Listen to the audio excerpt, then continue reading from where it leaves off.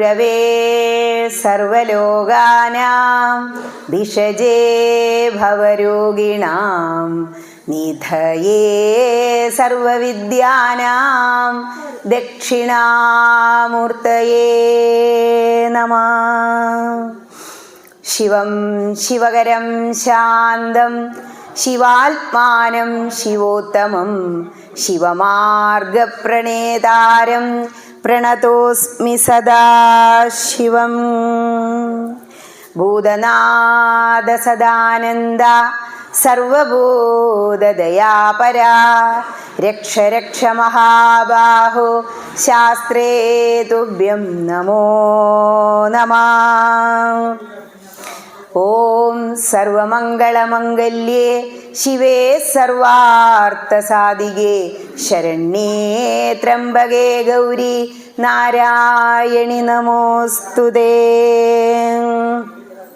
കൃഷ്ണായ വാസുദേവായ ഹരയേ പരമാത്മനെ പ്രണതക്ലേശനാശായ ഗോവിന്ദായ നമോ നമഃ. ഓം ഗംഗണപതയേ നമഃ. ഓം സരസ്വത്യേ നമഃ. എല്ലാവർക്കും നമസ്കാരം.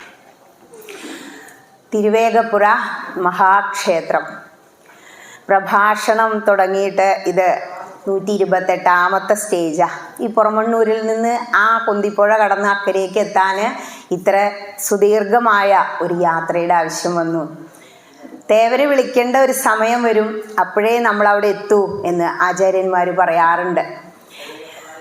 ഏതായാലും വളരെ സന്തോഷം. പ്രത്യേകിച്ചും വാഴകുന്നം മഹാത്മാവായ വാഴകുന്നം തിരുമേനിയുടെ പേരിൽ ഒരു സപ്താഹം നടത്തുമ്പോൾ ആ സപ്താഹവേദിയിൽ ഇങ്ങനെ കയറി മഹത്തുക്കളായ ആചാര്യന്മാരിരുന്ന ആ സ്ഥലത്ത് ഇരിക്കാൻ തേവര് വിളിച്ചതിൽ വളരെ സന്തോഷം.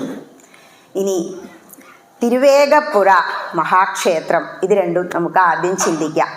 ഈ ക്ഷേത്രത്തിൽ ഒരുപാട് പേര് വന്ന് തൊഴുതു പോകുന്നുണ്ട്. ഇത് മഹാക്ഷേത്ര. ക്ഷേത്രം എന്ന് പറഞ്ഞാൽ തന്നെ എല്ലാ ക്ഷേത്രങ്ങളിൽ നിന്നും നമ്മളെ ഉയർത്തുന്ന കേന്ദ്രങ്ങളാണ്. അപ്പോൾ എങ്ങനെയാ മഹാക്ഷേത്രം ആകുന്നത്? ഒരു ക്ഷേത്രത്തിന് വേണ്ടുന്ന എല്ലാ അംഗങ്ങളും തികച്ചുള്ള ക്ഷേത്രമാണ് മഹാക്ഷേത്രം എന്നറിയപ്പെടുക.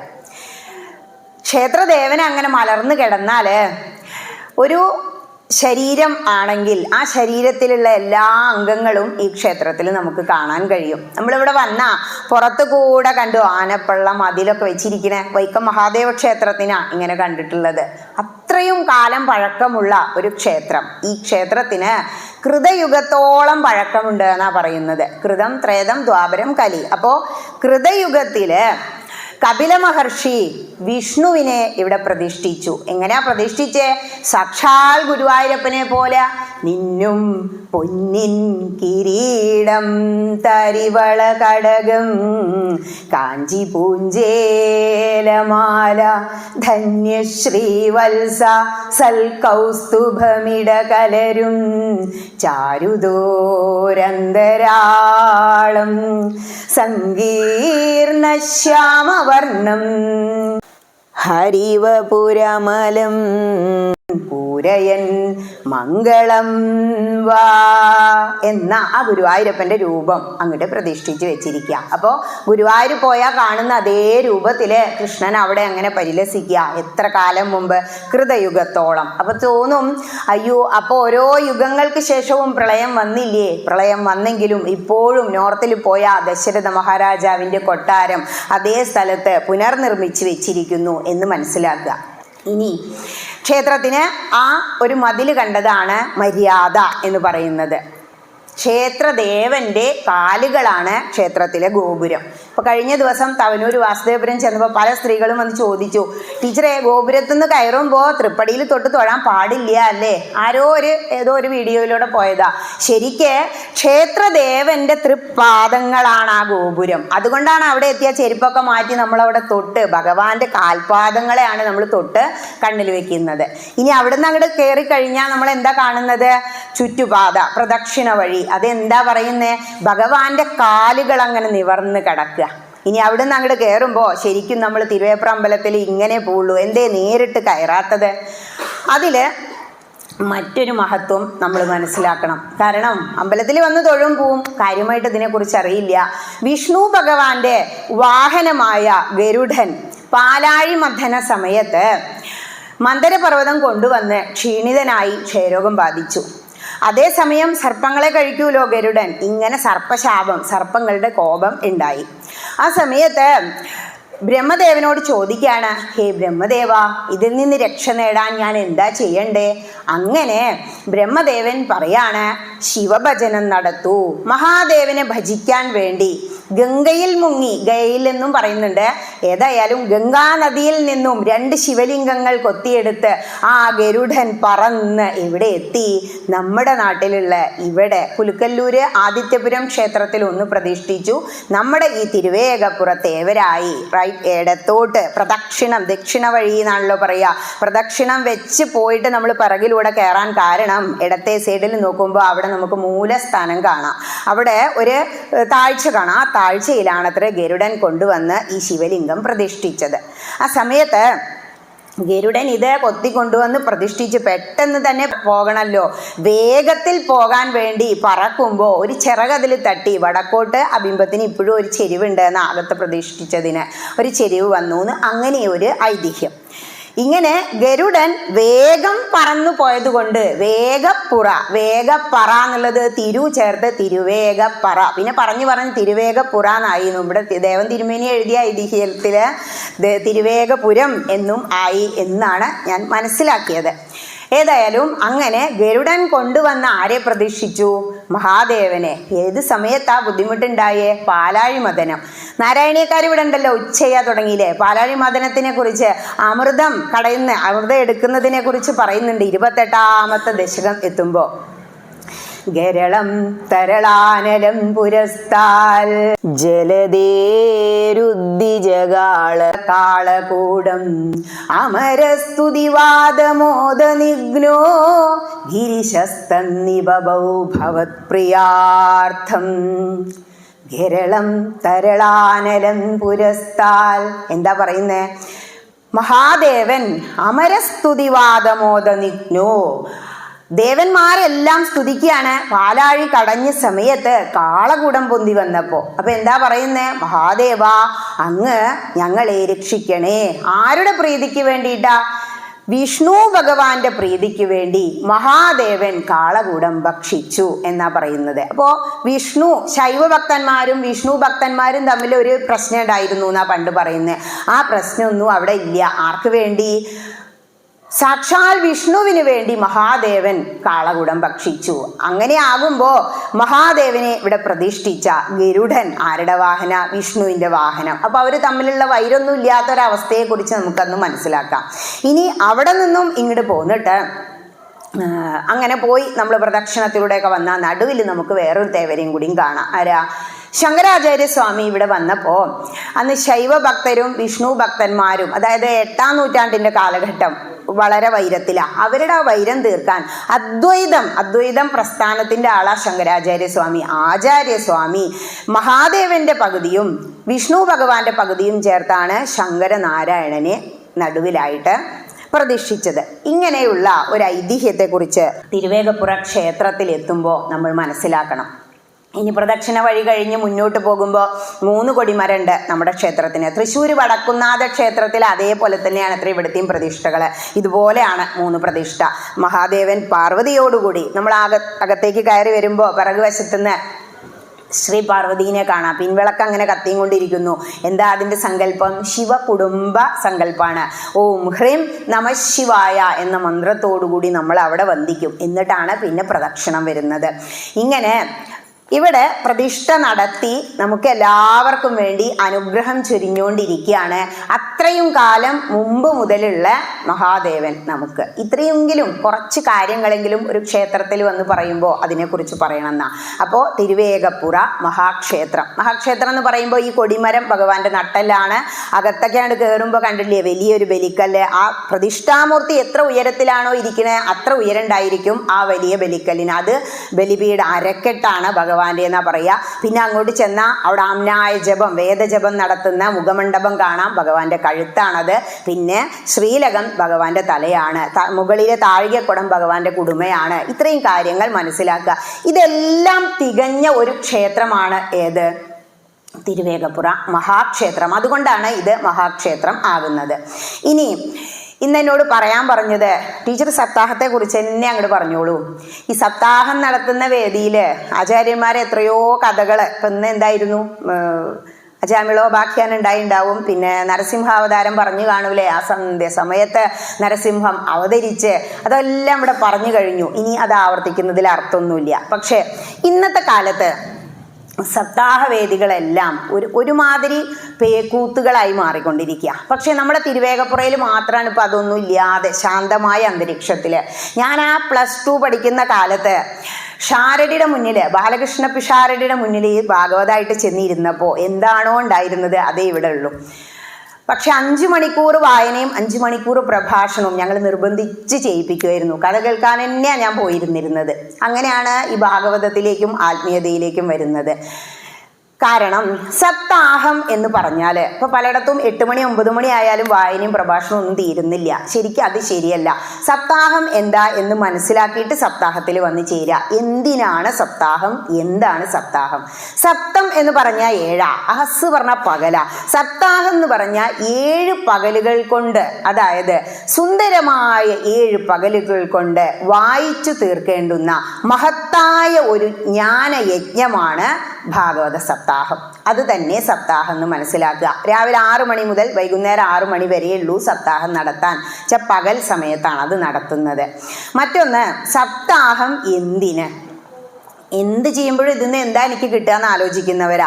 ഇവിടെ വന്നു കഴിഞ്ഞപ്പോൾ എന്താ കിട്ടുക? അവിടെ അവർ തിരുമേനിമാരിരുന്ന് വായിക്കുന്നു, ഒന്നും മനസ്സിലാവണമൊന്നുമില്ല അല്ലേ. എന്താണ് സച്ചിദാനന്ദ രൂപായ, ഒന്നും മനസ്സിലായില്ല. സത്തും ചിത്തും ആനന്ദം ഒന്നും മനസ്സിലായില്ല വിചാരിച്ച് പോകുന്നവരുണ്ട്. കുറച്ച് നേരം ഇരുന്നാൽ ഉറങ്ങുന്നവരുണ്ട്. ശ്രദ്ധിച്ചിരിക്കും ചിലർ. മനസ്സിലാവണില്ലെങ്കിലാണ് അത്ര അവർക്ക് ഉറക്കം വരിക. ഇത് പെട്ടെന്ന് മനസ്സിലാവാൻ ബുദ്ധിമുട്ടാണ്. ഈ ഭാഗവതം എന്താ പറയുന്നത്? ഭക്തി ജ്ഞാന വിരാഗാണാം, ഭക്തി ഉള്ളവൻ മാത്രമേ ഇവിടെ വരൂ. അവന് ഇവിടെ ഇങ്ങനത്തെ വേദികളിൽ നിന്ന് ജ്ഞാനം കിട്ടും. ജ്ഞാനം, അറിവ് നേടിക്കഴിഞ്ഞാൽ അവന് വൈരാഗ്യം ഉണ്ടാവും, മോക്ഷവും കിട്ടും. പുരുഷാർത്ഥങ്ങൾ നേടണം. എന്തൊക്കെയാ ഇതിൽ? ആദ്യത്തെ 4 വേണ്ട, 3 മതി, അവസാനത്തെ 1 വേണ്ട. ധർമ്മ അർത്ഥ കാമ മോക്ഷങ്ങളാ. ധർമ്മത്തിലൂടെ അർത്ഥം, പണം സമ്പാദിച്ച് ഐശ്വര്യം നേടി, കാമം, ആഗ്രഹങ്ങൾ സാധിച്ച് അവസാനം മോക്ഷം നേടണം. അതാണ് നമ്മുടെ ജീവിത ലക്ഷ്യം എന്ന് മനസ്സിലാക്കുന്നവൻ സപ്താഹവേദിയിലേക്ക് കയറി വരും. ഇനി സപ്താഹം കൊണ്ട് എന്താ ഗുണം? ഒരു സപ്താഹം ഭക്തിയോടുകൂടി ശ്രദ്ധയോടുകൂടി ഇരുന്ന് വ്രതശുദ്ധിയോടുകൂടി ഇരുന്ന് കേൾക്കുകയാണെങ്കിൽ, പൂർണ്ണമായും കേൾക്കുകയാണെങ്കിൽ അവന് മോക്ഷം ഉറപ്പാണ്. മോക്ഷം എന്ന് പറഞ്ഞാൽ അപ്പൊ ചോദിക്കുക, അയ്യോ മരിച്ചു പോകുമ്പോൾ കിട്ടുന്നതാണോ? അതല്ല. മോഹക്ഷയം ഇതി മോക്ഷ എന്നാണ് ആചാര്യസ്വാമികൾ പറഞ്ഞത്. അതായത് സർവമോഹങ്ങളും ഇല്ലാതെയാകുന്ന ഒരവസ്ഥ. ഞാൻ പറഞ്ഞില്ലേ, ഭക്തി ഇത്തിരി ഉണ്ടാകുമ്പോൾ ആ തിരുവേഗപ്പുറ തേവര് നമ്മളെ ഇങ്ങോട്ട് വിളിച്ചു കൊണ്ടുവരും. എന്നോട് ഒരു ആചാര്യൻ പറഞ്ഞു പണ്ട്, മുണ്ടക്കാട്ട് മനക്കിലെ കൃഷ്ണൻ തിരുമേനി പറയാണ്, മോളെ ആഗ്രഹം ഉണ്ടായാൽ മതി, തേവര് വലിച്ചു കൊടുന്ന് അവിടെ ഇരുത്തുന്നു. നമ്മുടെ കഴിവൊന്നുമല്ല, മഹാദേവൻ തീരുമാനിക്കാൻ അവിടെ ഇരുന്നിട്ട് എന്ത്, ആര്, എപ്പോ, എവിടെ ചെയ്യണം എന്നുള്ളത്. അപ്പോൾ അങ്ങനെ ആകുമ്പോൾ സപ്താഹം കേട്ടാലത്തെ ഗുണം എന്താ? നമുക്കെല്ലാം മോഹക്ഷയം ഉണ്ടാകും. മോഹക്ഷയം ഉണ്ടായി കഴിഞ്ഞാലേ ഉള്ളൂ ഭക്തി ജ്ഞാനവും കഴിഞ്ഞ് വൈരാഗ്യത്തിലേക്ക് വരിക. ഈ പ്രായത്തിലേ ഇങ്ങനെ ഇതിലേക്ക് എത്തി എന്നുള്ളത്. അത്രയും ആഗ്രഹത്തോടു കൂടി ഒരു ഗ്രന്ഥം തുറന്ന് നമ്മൾ അവിടെ ഇരുന്നാൽ അത് തുറക്കേ വേണ്ടൂ. ഹൈന്ദവൻ അത് തുറക്കുന്നില്ല. വിളക്ക് പൂജയുടെ മഹത്വം അറിയുമെങ്കിൽ, ഈ തിരുവേഗപ്പുറ എന്ന് പറഞ്ഞാൽ എത്രയോ ഹൈന്ദവരുള്ളതാ. പ്രത്യേകിച്ച് ഒരുപാട് ബ്രാഹ്മണരുള്ള സ്ഥലമാണ് ഞാൻ മനസ്സിലാക്കിയിട്ടുള്ളത്. എത്ര പേരാ വിളക്ക് പൂജയിൽ പങ്കെടുക്കാൻ വന്ന്? ടീച്ചറെ പ്രഭാഷണം ഉണ്ടല്ലേ, സ്റ്റാറ്റസ് കണ്ട് വിളിച്ച കുറച്ച് ആൾക്കാരെ എനിക്ക് അവിടെ കാണാൻ കഴിഞ്ഞുള്ളൂ. അപ്പോൾ അതെന്തുകൊണ്ടാ? അറിയാഞ്ഞിട്ടാണോ? ചിലപ്പെങ്കിൽ അറിവില്ലായ്മ കൊണ്ടാവാം. ഈ കൈ കിട്ടിയത് അർച്ചന ചെയ്യാനാ. നിൻ പൂജ ചെയ്യാത്ത കയ്യെന്തിനാ കണ്ണ, കയ്യെന്തിനാ കണ്ണ, കയ്യെന്തിനാ. ഭഗവാനെ അർച്ചിക്കാൻ ഒരവസരം കിട്ടുമ്പോൾ ദേവര മുന്നിൽ ശ്രീലകത്ത് ഒരിക്കലും നമുക്ക് പറ്റില്ല. അതിനൊക്കെ ഒരുപാട് ചിട്ടകളും നമുക്ക് ഒരുപാട് ആചാരങ്ങളും ഉണ്ട്. ബ്രാഹ്മണർക്കേ അത് പറ്റൂ, അങ്ങനെ പാടൂ. പക്ഷേ ഒരു വിളക്ക് കത്തിച്ചു വെച്ച് ത്രിമൂർത്തികളും ത്രിദേവതകളും ഉള്ള ആ വിളക്കിനെ മഹാദേവനായി ശ്രീ പാർവതിയായി സങ്കല്പ സങ്കൽപ്പിച്ച് ആ അരിയും പൂവും അക്ഷതം ചേർത്തെടുത്ത് ഈ ഹൃദയമാകുന്ന താമര ആ തിരുമേനി ചൊല്ലിത്തരുമ്പോൾ ഒപ്പം ചൊല്ലി അങ്ങനെ അർച്ചിക്കുക ത്രിസന്ധ്യ സമയത്ത്. ഇതിലും വലിയ ഒരു മഹാഭാഗ്യം പുണ്യം ഇല്ല. എല്ലാം അതിൽ അടങ്ങിയിരുന്നു എന്നുള്ളതാ. വലിയ സന്തോഷമായി. കുറച്ചു കാലം ഇങ്ങനെ അങ്ങോട്ട് ചെയ്യിപ്പിക്കാറുള്ളൂ, ഇങ്ങോട്ട് ചെയ്യിപ്പിക്കാൻ വേണ്ടി എവിടെ അങ്ങനെ പോയി ഇരിക്കാറില്ല. ഇന്നിപ്പോൾ അതിനൊരു ഞാൻ ഇരിക്കണോ എന്ന് ആലോചിച്ചു ആദ്യം, പിന്നെ ആലോചിച്ചു ഇതിലും വലിയൊരു ഭാഗ്യം എന്താ ഉള്ളത്, വേഗം ഓടി വന്നിരുന്നു. അത് മഹാഭാഗ്യം തന്നെയാണ്. തേവരുടെ മുന്നിൽ ഈ മണ്ണിൽ ഇവിടെ അങ്ങനെ ചവിട്ടി വന്നിരിക്കുക എന്ന് പറയുമ്പോൾ. ഇനി മോക്ഷം എന്ന് പറഞ്ഞാൽ മോഹക്ഷയം. അപ്പോൾ സപ്താഹം കേട്ടാലത്തെ ഗുണം എന്താ? മോക്ഷം തന്നെ. എന്തെന്നാ മോക്ഷം വേണ്ടേ? ഒരുപാട് വേദനകളും വിഷമങ്ങളും ഉണ്ട്. ഇപ്പൊ ഇവിടെ പൂന്താനം തിരുമേനി പഠനകാലത്ത് ഇവിടെയാണ് ഇത്ര താമസിച്ചിരുന്നത്. നമ്മുടെ പെരിന്തമണ്ണ പൂന്താനം ഇല്ലം നമ്മൾ പലരും അവിടെ പോയി കാണില്ല. പോയി കാണണം. ഭഗവാൻ വന്ന് ഉടലോടെ സ്വർഗത്തിലേക്കൊക്കെ കൊണ്ടുപോയ ആ സ്ഥലം. ആ പൂന്താനം തിരുമേനിക്ക് ദർശനം കൊടുത്തു എന്ന് പറഞ്ഞാൽ അവിടെ എഴുതി വെച്ചിട്ടുണ്ട്. പൂന്താനം തിരുമേനി നമ്മളോട് പറയുന്നത് എന്താണെന്നറിയോ?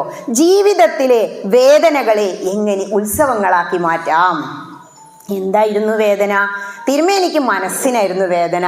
ഉണ്ണി ഇല്ല, ഉണ്ണിക്കണ്ണൻ മനസ്സിൽ കളിക്കുമ്പോൾ ഉണ്ണികൾ മറ്റു വേണമോ മക്കളായി എന്നാ ചോദിച്ചത്. ഇനി അതുപോലെ തന്നെ ഭട്ടേരിപ്പാട് ഇപ്പൊ ഞാൻ ചൊല്ലിയില്ലേ, ആ നാരായണീയം രചിച്ചത് ശാരീരിക വേദന, വാതരോഗം മാറാനാ.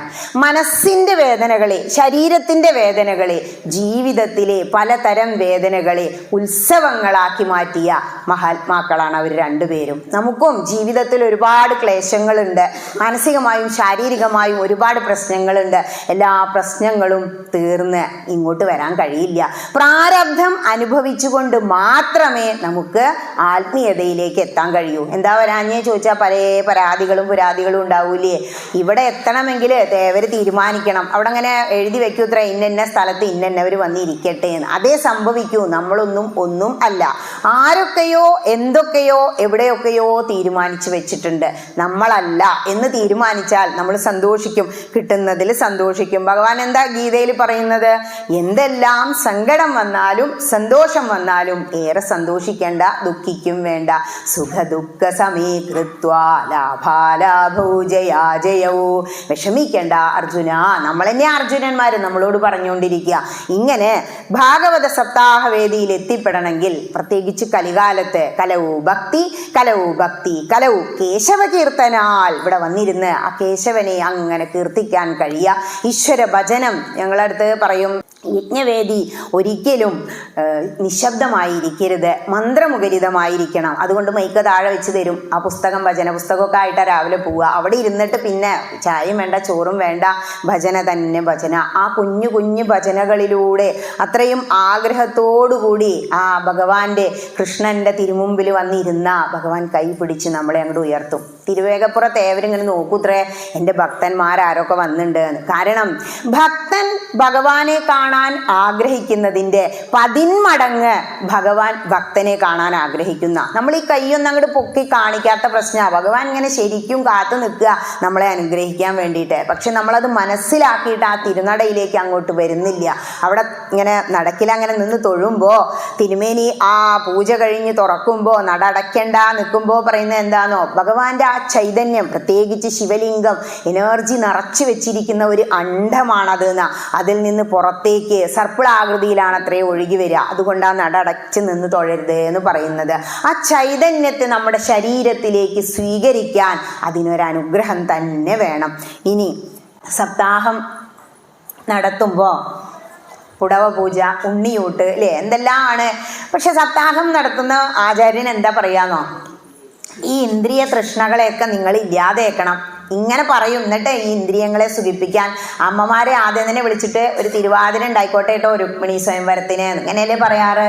അവരെല്ലാം പ്രാക്ടീസിലാവും. ഈ ഭാഗവതത്തിന് മുന്നിൽ ഇരിക്കാൻ പറ്റണില്ല, പലരുടെയും പരാതിയാണ്. പക്ഷേ അങ്ങനെ അല്ലാതൊരു സപ്താഹം നടത്തുന്നു എന്ന് കേൾക്കുമ്പോൾ വലിയ സന്തോഷമാണ്. കാരണം പൂർണ്ണമായും നമുക്കുള്ള എല്ലാ സൗകര്യങ്ങളും ചെയ്ത് തന്ന്, ഭക്ഷണം പോലും തന്ന്, താമസ സൗകര്യവും ഒരുക്കണം എന്നാ ആദ്യത്തെ പത്മപുരാണത്തിന്റെ ഭാഗത്തിൽ പറയുന്നത്. അത് വലിയൊരു ഭാഗ്യം തന്നെയാണ്. എന്നിട്ടും നമ്മൾ അവിടെ വന്ന് പെടുന്നില്ല എന്നുള്ളത് വേറൊരു വാസ്തവം. പ്രത്യേകിച്ചും ഭക്തിയോടുകൂടി ശുദ്ധിയോടുകൂടി പറയുമ്പോൾ അതിന് ഏറ്റവും നല്ലത് വൃശ്ചിക മാസം തന്നെ. വൈക്കത്ത് അഷ്ടമി, ഞാൻ B.Ed വൈക്കത്ത് ചെയ്യുമ്പോഴേ അന്ന് എന്താ വൈക്കത്ത് ഉള്ള തിരക്ക് എന്നറിയോ? ആ തെരുവുകളിലൂടെ നീങ്ങാൻ പോലും നമുക്ക് പറ്റില്ല. അത്ര അത്രയും ജനങ്ങളാ. അതേ വൈക്കത്തഷ്ടമി നമ്മളിവിടെ നെയ്യ് കൊണ്ട് അഭിഷേകം ചെയ്ത് ആഘോഷിക്കുന്നുണ്ട് അല്ലേ? അതിൻ്റെയൊക്കെ മഹത്വം, അതിൻ്റെയൊക്കെ പിറകിൽ ഐതിഹ്യം നമ്മൾ മനസ്സിലാക്കിയിട്ട് അറിഞ്ഞ് ആരാധിക്കണം. ഭഗവാൻ എന്താ പറഞ്ഞത്? മയ്യർപ്പിത മനോബുദ്ധി, എന്നിൽ അർപ്പിച്ച മനസ്സും ബുദ്ധിയും അതിനെ പിന്നെ ഞാൻ നോക്കിക്കോളും. നല്ലൊരു ഡ്രൈവറുടെ കയ്യിൽ വണ്ടി കൊടുത്താൽ പിന്നെ നമ്മൾ എന്ത് ചെയ്യണ്ട? ബേജാറാവണ്ട, സുഖമായിട്ടിരുന്ന് ഉറങ്ങാം. എല്ലാം ഭഗവാനിൽ അങ്ങനെ സമർപ്പിക്കുക. കാരണം ഭാഗവതം പറയുന്നത് എന്താണോ? തപ തപ തപ, നീ തപസ് ചെയ്തോളൂ. പക്ഷേ ഗീത എന്താ പറയണത്? കർമ്മശാസ്ത്ര, ജയ ജയ ജയ, ജയിക്കാൻ വേണ്ടിയിട്ടുള്ള കാര്യങ്ങളാണ് പറയുന്നത്. ഇങ്ങനെ സപ്താഹത്തിന്റെ വിധികളെ കുറിച്ച് മനസ്സിലാക്കിയിട്ട് ആ വായനയിൽ പങ്കുകൊള്ളുക. അതുപോലെ ഓരോ ശ്ലോകങ്ങളും നമ്മൾ ആദ്യമൊക്കെ തെറ്റും. പലരും ചോദിക്കും തെറ്റിച്ച് വായിച്ചാൽ പ്രശ്നമുണ്ടോ? നമ്മൾ തെറ്റിയിട്ട് തന്നെ ആദ്യം പിന്നെ ശരിക്കാക്കുന്നത്. ശരിയാക്കി ചൊല്ലും. തിരുമേനി കണ്ടോ, ചൊല്ലുമ്പോൾ തെറ്റുമ്പോൾ തിരുത്തി തരണത്. മന്ത്രങ്ങള് മനനേന ത്രായതേ ഇതി മന്ത്രാന്ന, മന്ത്രങ്ങൾ ഒരിക്കലും നമ്മൾ തെറ്റിച്ച് ചൊല്ലരുത്. അപ്പോൾ ആചാര്യന്മാരത് തിരുത്തും. തിരുത്താതെ പോകുന്നവരെ അവർ മനസ്സുകൊണ്ട് അവിടെ തിരുത്തുന്നുണ്ടായിരിക്കും. അതിനാണ് അർച്ചന ചെയ്യാൻ ഒരു ആചാര്യനെ വെച്ചിരിക്കുന്നത്. അതുപോലെ ഭാഗവതം അവിടെ വായിക്കുമ്പോൾ എന്നെയൊക്കെ പിടിച്ചിരുത്തി വായിപ്പിക്കും ഷാരടി. അപ്പോൾ എൻ്റെ കൂടെ നരേന്ദ്രനാഥൻ, ദേവി സദൻ, പട്ടാമ്പി ഉണ്ടായിരുന്നു. ആ തിരുമേനി ഒപ്പം വായിക്കും. എന്നോട് പറയും കുഴപ്പമില്ല, ഞാനിവിടെ തിരുത്തുന്നുണ്ട്, ആ ദോഷം അങ്ങോട്ട് തീരാനേ. അങ്ങനെ എന്നെ നിർബന്ധിച്ചിരുത്തി പഠിപ്പിച്ചതാ. കാരണം ഈ ജീവിതത്തിൽ നമുക്ക് ഈ ശരീരം കിട്ടിയിട്ട് നേടാവുന്ന, ചെയ്യാവുന്ന ഏറ്റവും വലിയ പുണ്യം എന്ന് പറഞ്ഞാൽ സപ്താഹം അല്ലെങ്കിൽ ഭാഗവതം വായിക്കുന്നതാ. ഒരുപാട് പുരാണങ്ങളുണ്ട്. വേദങ്ങൾ 4 സാൻസ്ക്രിട്ട, അതിൽ അന്തസത്ത കറന്നെടുത്ത് 2 ഇതിഹാസങ്ങളും 18 പുരാണങ്ങളും സൃഷ്ടിച്ചു. ഈ 18 പുരാണങ്ങളിൽ ഭക്തിക്ക് മുൻതൂക്കം കൊടുക്കുന്നത് ആ ഭാഗവത മഹാപുരാണം. വ്യാസമഹർഷിയാണിത് സൃഷ്ടിക്കുന്നത്, രചിക്കുന്നത്. എവിടെ കണ്ടോ? വ്യാസായ വിഷ്ണു രൂപായ, തിരുമേനി പാടി തന്നില്ലേ? വ്യാസൻ വിഷ്ണു തന്നെയാണ് പറയുന്നത്. അങ്ങനെ ആകുമ്പോൾ വ്യാസമഹർഷിക്ക് ഇതാരാ പറഞ്ഞു കൊടുത്ത്? ശ്രീനാരായണൻ ആർക്ക് ഉപദേശിച്ചു? ബ്രഹ്മാവിന് ഉപദേശിച്ചു കൊടുത്തു. ബ്രഹ്മദേവൻ നാരദ മഹർഷിക്ക് ഉപദേശിച്ചു കൊടുത്തു. നാരദ മഹർഷി ഭാഗവതം തുടങ്ങുന്നത് മഹാഭാരതത്തിന്റെ ഒരു അവസാനം, ആ യുദ്ധം കഴിയുന്നതോടു കൂടിയിട്ടാണ്. ആ മഹാഭാരത കഥയില് അശ്വത്ഥാമാവിനെ കുറിച്ച് പറയുന്നിടത്ത് നിന്നാണ് ഭാഗവതത്തിലേക്ക് ഇങ്ങോട്ട് കയറുന്നത്. കാരണം ഈ 2 ഇതിഹാസങ്ങൾ, രാമായണവും മഹാഭാരതവും, അത് നമ്മൾ ആദ്യം അറിയണം. ഈ മഹാഭാരതം കഥ അറിയുന്ന വ്യക്തിക്ക് മാത്രമേ ഭാഗവതം മനസ്സിലാവൂ. അതുകൊണ്ടാണ് ഹൈന്ദവനായാൽ 5 കാര്യങ്ങൾ ചെയ്യണം. അതിലൊന്ന്, നിങ്ങൾ മഹാഭാരതം വായിക്കണം, വായിച്ചാൽ മതി. പിന്നൊന്നെന്താ? 5ാമത്തത്, ഭാഗവതം കേൾക്കണം. കേട്ടാൽ മാത്രം മതി, മോക്ഷം കിട്ടും. എത്ര വർഷമായി ഞാൻ അത് കേൾക്കണൂല്ലേ? തിരുവപ്രകാരമൊക്കെ എത്ര കൊല്ലങ്ങളായി ഇവിടെ സത്രം നടത്തിയില്ലേ? 12 വർഷം. ഇപ്പോൾ 12 വർഷം കൂടുമ്പോഴാണ് അത്രേ പണ്ടൊക്കെ ഭാഗവത സപ്താഹം നടത്തിയിരുന്നുള്ളൂ. അന്നൊക്കെ ആയുസ്സുണ്ട് മനുഷ്യന്. ഇപ്പോൾ ആയുസ് കുറവാണ്. സദാസേവ്യ സദാസേവ്യ, എപ്പോഴും സേവിക്കണം എന്നെയെന്ന് അതിൽ തന്നെ പറയുന്നതുകൊണ്ട് എന്ത് ചെയ്തു? കൊല്ലം നടത്താൻ തുടങ്ങി. എന്നിട്ട് വല്ല ഗുണമുണ്ടോ? എത്ര കാലമായി കേൾക്കുന്നു? ആര് കേട്ട പോലെ കേൾക്കണം. പരീക്ഷിത്ത് മഹാരാജാവ് എങ്ങനെയാണോ ഭാഗവതം കേട്ട് മോക്ഷം നേടിയത്, അങ്ങനെ കേൾക്കണം എന്നാ. നമ്മൾ അങ്ങനെ കേൾക്കുന്നില്ല, അതുകൊണ്ട് അതുവരെ മോക്ഷം കിട്ടാത്തത്. ഇനി ആ മഹാഭാരതം കഥയിൽ നിന്ന് ഇങ്ങോട്ട് ഭാഗവതത്തിലേക്ക് വരുന്നത് രസം. ഈ നാരദ മഹർഷി അദ്ദേഹത്തിന് പൂർവജന്മ കഥകളെ കുറിച്ച് അങ്ങനെ പറയാണ് ഭാഗവതത്തിൽ. അതേസമയം ഇതൊക്കെ കേട്ടു നാരദ മഹർഷി ആർക്ക് ഉപദേശിച്ചു? വേദവ്യാസന് ഉപദേശിച്ചു. വേദവ്യാസ മഹർഷി അത് മനസ്സിലാക്കിയിട്ട് എന്താ ചെയ്യുന്നതെന്നറിയോ? അവൻ്റെ മകനായ ശ്രീശുകനെ അങ്ങോട്ട് പഠിപ്പിച്ചു. ശ്രീശുകൻ അതേ കഥകള് ഈ ഭാഗവതം പാടി നടക്കുകയാണ് ലോകത്ത് മുഴുവൻ. എന്താ കാരണം? അപ്പൊ ചോദിക്കുകയാണ്, ശ്രീശുകൻ ഉദാസീനനായി എല്ലാം ഉപേക്ഷിച്ച് നടക്കുന്ന വ്യക്തിയല്ലേ, പിന്നെ എന്തിനാ ശുകനെ വ്യാസമഹർഷി ഭാഗവതം പഠിപ്പിച്ചേ? വ്യാസമഹർഷി ശുകനെ പഠിപ്പിച്ചു കഴിഞ്ഞാൽ ഇത് എത്തേണ്ടിടത്ത് എത്തും എന്ന് മനസ്സിലാക്കിയത് കൊണ്ടാണ്. കൃഷ്ണകഥ അങ്ങനെ കീർത്തിച്ചാൽ ഇതിലും വലിയൊരു സുഖം ഇല്ല. ഇതന്നെ പരമാനന്ദം. നമുക്ക് എന്താ വേണ്ടേ? ആനന്ദം, പരമാനന്ദം, സുഖം വേണം. സുഖം കിട്ടാൻ നമ്മൾ എന്താ ചെയ്യേണ്ടേ? ഈശ്വര കഥകൾ കേൾക്കുക. മറ്റുള്ള സുഖങ്ങളെല്ലാം നശിക്കുന്ന സുഖങ്ങളാ. നശിക്കാത്തതായിട്ട് ഒന്നേ ഉള്ളൂ, അത് ഈശ്വര കഥയാണ്. എത്ര വർഷമായി കേൾക്കുന്നു ഇല്ലേ? എല്ലാ കൊല്ലവും ഈ കേട്ട തന്നെയാണ് കേൾക്കുന്നത്. എന്തിനാ അതിങ്ങനെ ആവർത്തിക്കുന്നത്? ആവർത്തനം ഉണ്ടെങ്കിൽ മാത്രമേ നമ്മുടെ മനസ്സിനെ ഉയർത്താൻ ഉദ്ദീപിപ്പിക്കാൻ നമുക്ക് കഴിയൂ. ഒരു വർഷം കഴിയുമ്പോഴേക്കൊക്കെ ഈ ആഴ്ച കേട്ടതിൻ്റെ എഫക്റ്റൊക്കെ അടുത്ത ആഴ്ച കഴിയുമ്പോഴേക്കും പോവും, പിന്നെ അടുത്ത മാസം ആകുമ്പോഴേക്കും ഒക്കെ പോയിണ്ടാവും. അതുകൊണ്ടാണ് എല്ലാ വർഷവും ഇതിങ്ങനെ ആവർത്തിച്ചുകൊണ്ടിരിക്കുന്നത്. ഇങ്ങനെ വ്യാസമഹർഷി മകനെ പഠിപ്പിച്ച ശ്രീശുക ബ്രഹ്മർഷി പഠിച്ച ശ്രീമദ് ഭാഗവതം പരീക്ഷിത് മഹാരാജാവിന് ഉപദേശിക്കുക. നമ്മുടെ ഭാഗവതം തുടങ്ങുമ്പോൾ ശൗനകാദികൾ 12 വർഷത്തെ ഒരു യജ്ഞം, നൈമിഷാരണ്യം എന്നാ പറയുന്നത്, നോർത്തിലാണെന്ന് പറയുന്നു. നൈമിഷാരണ്യം എന്ന് പറഞ്ഞ ഒരു കാട്, സംസാരമാകുന്ന കാട്ടിൽ അങ്ങനെ അലഞ്ഞു നടക്കുക നമ്മൾ. സംസാരസാഗരേ മഗ്നം ദീനം മാം കരുണാനിധേ കർമ്മഗ്രാഹ ഗൃഹീതാംഗം മാമുദ്ധര ഭവാർണവാൽ. ഹേ കൃഷ്ണ, ഈ സംസാര സാഗരത്തിൽ മുങ്ങിപ്പൊങ്ങുന്ന ഞങ്ങളെ രക്ഷിക്കണേ എന്നാ പറയുന്നത്. ഇവിടെ നൈമിഷാരണ്യം എന്ന് പറഞ്ഞാൽ ഒരു കാട്, അതിനുള്ളിൽ സത്രം നടത്തുകയാണ്. 12 വർഷത്തെ ജ്ഞാനയജ്ഞം. ഓരോ വലിയ വലിയ പൗരാണികന്മാർ, ഈ സൂതൻ എന്ന് പറഞ്ഞാൽ ബ്രാഹ്മണ ക്ഷത്രിയ വൈശ്യ ഈ 3 കൂട്ടരും അങ്ങോട്ടും ഇങ്ങോട്ടും കല്യാണം കഴിച്ചുണ്ടാവുന്ന കുട്ടികളാണ് സൂതൻ എന്നറിയപ്പെടുക. അവരുടെ ജോലി എന്ന് പറഞ്ഞാൽ പുരാണ കഥകൾ അങ്ങനെ പറഞ്ഞു പാടി നടക്കല. സൂത പൗരാണികൻ അങ്ങോട്ട് കയറി വരികയാണ്. അപ്പൊ ശൗനകാദികൾ ചോദിക്കുകയാണ്, ഞങ്ങൾക്ക് ഒരു കഥ പറഞ്ഞു തരണം. ഏത് കഥയാ വേണ്ടേ? അവർക്ക് ഒരുപാട് കഥകൾ അറിയാം. അപ്പൊ എന്താ പറഞ്ഞ്? പറയുന്നവനും കേൾക്കുന്നവനും ഭക്തി ഉണ്ടാകുന്ന ഒരു കഥ. പറയുന്നവനും കേൾക്കുന്നവനും ഭക്തി, അതാണ് ഭാഗവതത്തിന്റെ പ്രത്യേകത. ഇവിടെ ഇങ്ങനെ ഇരുന്ന് പറഞ്ഞാൽ ആ തിരുമേനിക്കും, ആരാണോ കേൾക്കുന്നത് ചെവിയിൽ ഒരു തുള്ളി വീണാൽ മതി ഇത്ര കൃഷ്ണ, പിന്നെ ആ വിത്ത് മുളച്ചോളുന്ന അവർക്കും മോക്ഷ. അതുകൊണ്ട് അങ്ങനെ ഒരു കഥ പറയൂ. അങ്ങനെയാണ് സൂത പൗരാണികൻ ഇവിടെ ഭാഗവതം പറഞ്ഞു തുടങ്ങുന്നത്. നമ്മൾ ഇടയ്ക്കിടയ്ക്ക് കാണും, പരീക്ഷിത്തും ശ്രീശുഗാവാച എന്നൊക്കെ കാണും, ഇടയ്ക്കിടയ്ക്ക് അവർ കയറി വരും. ഈ ശ്രീശുക ബ്രഹ്മർഷി ഭാഗവതം അങ്ങനെ ഉപദേശിക്കുകയാണ്. ഇങ്ങനെ ഉപദേശിച്ച് വരുന്ന സമയത്ത് ഇടയ്ക്കിടയ്ക്ക് ഓരോ സംശയങ്ങൾ ചോദിക്കും. കഥകൾ ശ്രീകൃഷ്ണനിൽ നിന്ന് മാറിപ്പോകുമ്പോൾ, അതായത് ദശമെന്ന് പറഞ്ഞ ശ്രീമദ് ഭാഗവതാഖ്യോയം പ്രത്യക്ഷ കൃഷ്ണയേവഹി, പ്രത്യക്ഷ കൃഷ്ണൻ തന്നെയെന്ന കൃഷ്ണകഥകൾ പറയൂ. അങ്ങനെയാണ് ഉദ്ധവന്റെ കഥ, 24 ഗുരുക്കന്മാരുടെ കഥയൊക്കെ പറഞ്ഞു കൊടുക്കുന്നത്. ഇവിടെ ശ്രീശുക ബ്രഹ്മർഷിയോട് കഥകളെല്ലാം കേട്ടുകൊണ്ട് പരീക്ഷിത്ത് മഹാരാജാവ് സന്തോഷത്തോടുകൂടി എല്ലാം തികഞ്ഞ്, അതായത് ഇരിക്കുക. ഇവിടെ വ്യാസമഹർഷി നാരദ മഹർഷി ഈ കഥ പറഞ്ഞു കൊടുത്ത സമയത്ത് സരസ്വതി നദീ തീരത്ത്, ഇപ്പൊ നമ്മുടെ ഭൂമിയിലൂടെ അന്തർവാഹിനിയായിട്ടാണ് ഒഴുകുന്നത്. ത്രിവേണി സംഗമത്തിൽ പോകുമ്പോൾ നമുക്ക് യമുനയെയും ഗംഗയെയും കാണാം. ത്രിവേണി സംഗമത്തില് ചുമന്ന നിറത്തില് ഇപ്പൊ ഇത് കഴിഞ്ഞില്ലേ, വലിയൊരു പരിപാടി കഴിഞ്ഞല്ലോ അവിടെ. ആ സമയത്ത് എന്ത് വരും? ത്രിവേണി സംഗമത്തില് ഈ സരസ്വതി പ്രത്യക്ഷയാകും എന്നാ പറയുന്നത്. കുംഭമേള, മഹാകുംഭമേള 12 വർഷം കൂടുമ്പോൾ, വർഷാവർഷമുണ്ട് മഹാകുംഭമേള 12ാമത്തെ വർഷം. ഈ 12 എന്ന് പറഞ്ഞാൽ എന്താണ്? ഒരു വ്യാഴവട്ടക്കാലാണ്. അതുകൊണ്ടാണ് 12 വർഷം കൂടുമ്പോൾ ഭാഗവതം വായിച്ചിരുന്നത്. ഇങ്ങനെ സരസ്വതി നദിയുടെ തീരത്ത് വ്യാസമഹർഷി ഇങ്ങനെ ധ്യാനത്തിലിരിക്കുക. ധ്യാനിച്ചുകൊണ്ട് അങ്ങനെ ഇരുന്നു. ശുദ്ധമായ അന്ധകരണത്തോടുകൂടി ഭക്തിയോടുകൂടി ഭഗവാനെ അങ്ങനെ ധ്യാനിച്ചിരുന്നപ്പോൾ ആ മനസ്സിനുള്ളില് ഭഗവാൻ ഈശ്വരൻ എന്താണെന്നും മായ എന്താണെന്നും വേറെ വേറെ കാണിച്ചു കൊടുക്കുക. ഇതെല്ലാം കണ്ട് മനസ്സിലാക്കിയ വ്യാസമഹർഷി ആലോചിച്ചു, ഈ ജനങ്ങൾക്ക് ക്ഷേമം ഉണ്ടാകാൻ, നന്മയുണ്ടാകാൻ ഞാൻ എന്ത് ചെയ്യണം? അങ്ങനെയാണ് 17 പുരാണങ്ങൾ സൃഷ്ടിച്ചിട്ടും സന്തോഷമില്ല. ഇനി എന്ത് വേണം? ഭാഗവതം എഴുതാം, എങ്കിൽ എനിക്ക് സന്തോഷമാവുമെന്ന് കരുതിയിട്ട് മഹാഭാരതത്തിൻ്റെ ഒരു പകുതി മുക്കാല് വെച്ച് ആശ്വമേധിക പർവം, ആശ്വമേധയാഗം നടത്താൻ ആലോചിക്കുന്ന പർവം മുതൽ, ആ കഥ മുതൽ ഇങ്ങോട്ടാണ് പരീക്ഷിത്തിന്റെ ജനനത്തെക്കുറിച്ച് വരുന്നത്. അങ്ങനെ തീരുമാനിച്ചു, ഭാഗവതം രചിച്ചു കഴിഞ്ഞ് ഒന്നും കൂടി ഒരു കറക്ഷനൊക്കെ വരുത്തിയതിന് ശേഷം മകനായ ശുഗനെ പഠിപ്പിച്ചു. ഇങ്ങനെ ഇരിക്കുമ്പോഴാണ് പരീക്ഷിത്തിന്റെ ജനനത്തെക്കുറിച്ച്, അശ്വത്ഥാമാവിന്റെ കഥയെക്കുറിച്ച് ഭാഗവതം പറയുന്നത്. കാരണം അശ്വത്ഥാമാവ് ദ്രോണപുത്രൻ എന്താ ചെയ്തത്?